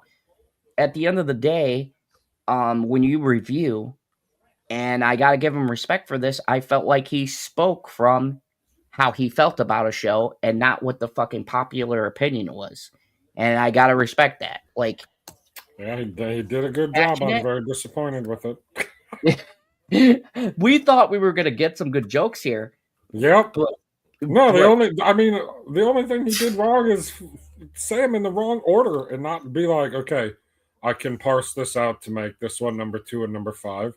Because, like, for lists like these, typically the people who are going to come into the comment section aren't going to reference your ranking. They're going to be like, you forgot about this. You forgot about this. You forgot about this. How come this show's not on the list? How come this? They don't go, well, I really would have put 5 above 4, but the rest of it's perfect. That doesn't happen. And here's the thing, too, about John, is that I think sometimes he's too nice, and that's what different. Like, let's be real, folks. Yeah. If you're watching us, you've known for a while. We're assholes and straightforward, which about how we felt. We'll put down an actor or scene. You don't give a shit because we need to tell you the specific thing and not dance around it. And John is very tactful and a little bit more. Yeah, that's a good way of putting it. Yeah, he's a little bit more tactful about how he chooses. And now that I heard he relates to the studio because he was in Hollywood, it makes sense. He's very good at that double speak, to trying to stay on the fence. But the thing I appreciated the most out of this review was his critique on Andor. I can't believe I agreed with 100% of his point Wild. on that. That's wild. Everything That's he a said first. That is a first. made complete sense. And I just want to say this will probably, hopefully, be the first and last time we'll ever say this. But John, great job, great review, great list. Nice, 2 thumbs up. almost list. Next time, please give us numbers, okay, John? You can't Just sit do on it, guy. Just do it. Well, I nobody is going to reference your numbers. They're only going to bitch about the stuff that you didn't put in the numbers. That's all that ever happens on those. Dude, this is my third year.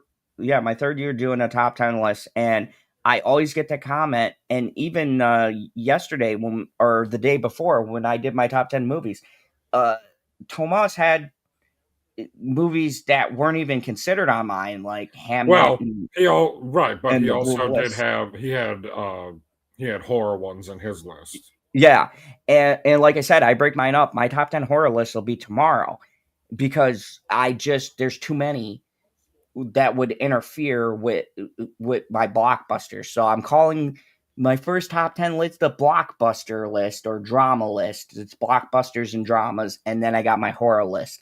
Because if we put them together, fuck man, horror would win every year. And I don't want it to be, because I feel like a lot of other movies No, in because then different genres. that just shows how many subjective points you're putting into the list. Like, yeah, all of these other ones were great, but all things being even, I'm going to put the horror movie ahead of it because I like horror movies the most. And I think, Which is good to make it a separate list because that is the genre that you watch the most films out of. And that's what I'm saying. And hopefully, folks, if you're watching this and supporting me, first off, thank you. But secondly, I want you guys to know I do have subjective opinions, things I personally like, but I try to make it as even as humanly possible because I do want to acknowledge things that really did like grab me. But it's unfair if I've got this dramatic movie that should be number 5, but it's going to get knocked out because I like this horror movie because it's my personal preference more. And that's why I did this separate list. And I actually got the idea from Perp because he separates out his horror from his normal movies. So I was like, that makes sense. And I know some reviewers don't, like Jeremy Johns just does top 10 movies. Like, he doesn't really separate them out. But someone like Cody Leach or Adam Does Movies, they do a horror list and they do a regular just movies list.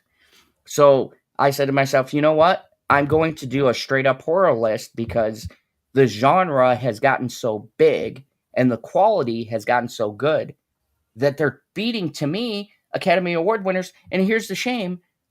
Horror movies don't get nominated. And it fucking pisses me off.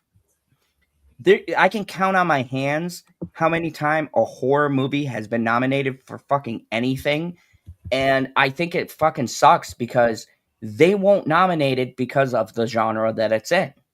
And just because people are getting killed brutally or whatever else, that doesn't mean it doesn't deserve the same best actor or best actress. It's very snobby.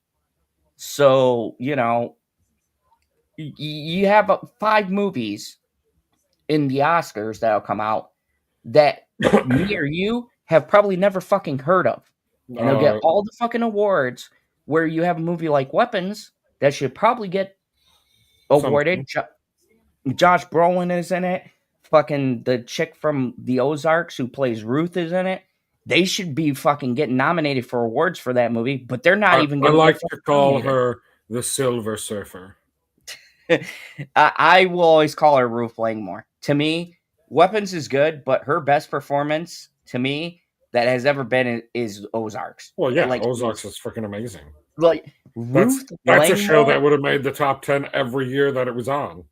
Oh yeah, and even though we both agree the final season was that moment with Ruth broke my fucking heart. Man, I was ready to stop watching the show after. I was so pissed, dude. Like, that actress is so fucking good. And what's great about Weapons is you actually get to see that kind of acting again from her, but as a different totally different character. And it shows to me how good and how much range that actress has. But you know what, PB? She's not going to get fucking nominated. You want to know why? Because Weapons is considered a horror movie, and they don't fucking nominate horror. The Nope. only horror movie they've ever fucking nominated is Silence of the Lamb. And if we're being real, that's not really a horror movie. It's more of a psychological thriller. So it's bullshit when they go, oh yeah, horror's been nominated, Silence of the Lambs, like back in the fucking 90s. That doesn't fucking count. Like, Joker getting fucking nominated was a miracle. Yeah. And winning, well, we got that victory, but it's like, I strongly believe, and hopefully they prove me wrong, but I don't even think in my lifetime I'm ever going to see a straight up horror movie that's good that will get its recognition. And it's a shame because they're snuck up snobs who, I don't know why, horror in particular, they don't think it's a real genre. They're just like, oh, it's just blood, it's just guts. And it's like, no, you have great movies like Bring Her Back and Talk to Me and things like that have really strong scripts and great acting and a really good message. Well, kind of a fucked up message, but you get what I mean. Like, they're really powerful pieces that should be in contention, and they'll never get fucking mentioned because a bunch of stuck up fucking Hollywood snobs turn their nose up to the whole entire genre, and it pisses me off. All this to say, I don't know what to say. I went on a tangent there, but that's why. I know what you can say. You can say goodbye to all the wonderful people watching. Anyways, yeah. So thank you everybody for watching. This has been a really fun list. I never thought in a million years we'd agree with John Campea. So what a fucking day this turned out to be. Wow. And you know, if John ever like fucking sees this, which he probably won't, but if you do see this, John, we're gonna give you your flowers just this once. I'm sure you'll fuck it up, but for now, we're gonna hand you the flowers and say, fucking amazing review. Good job.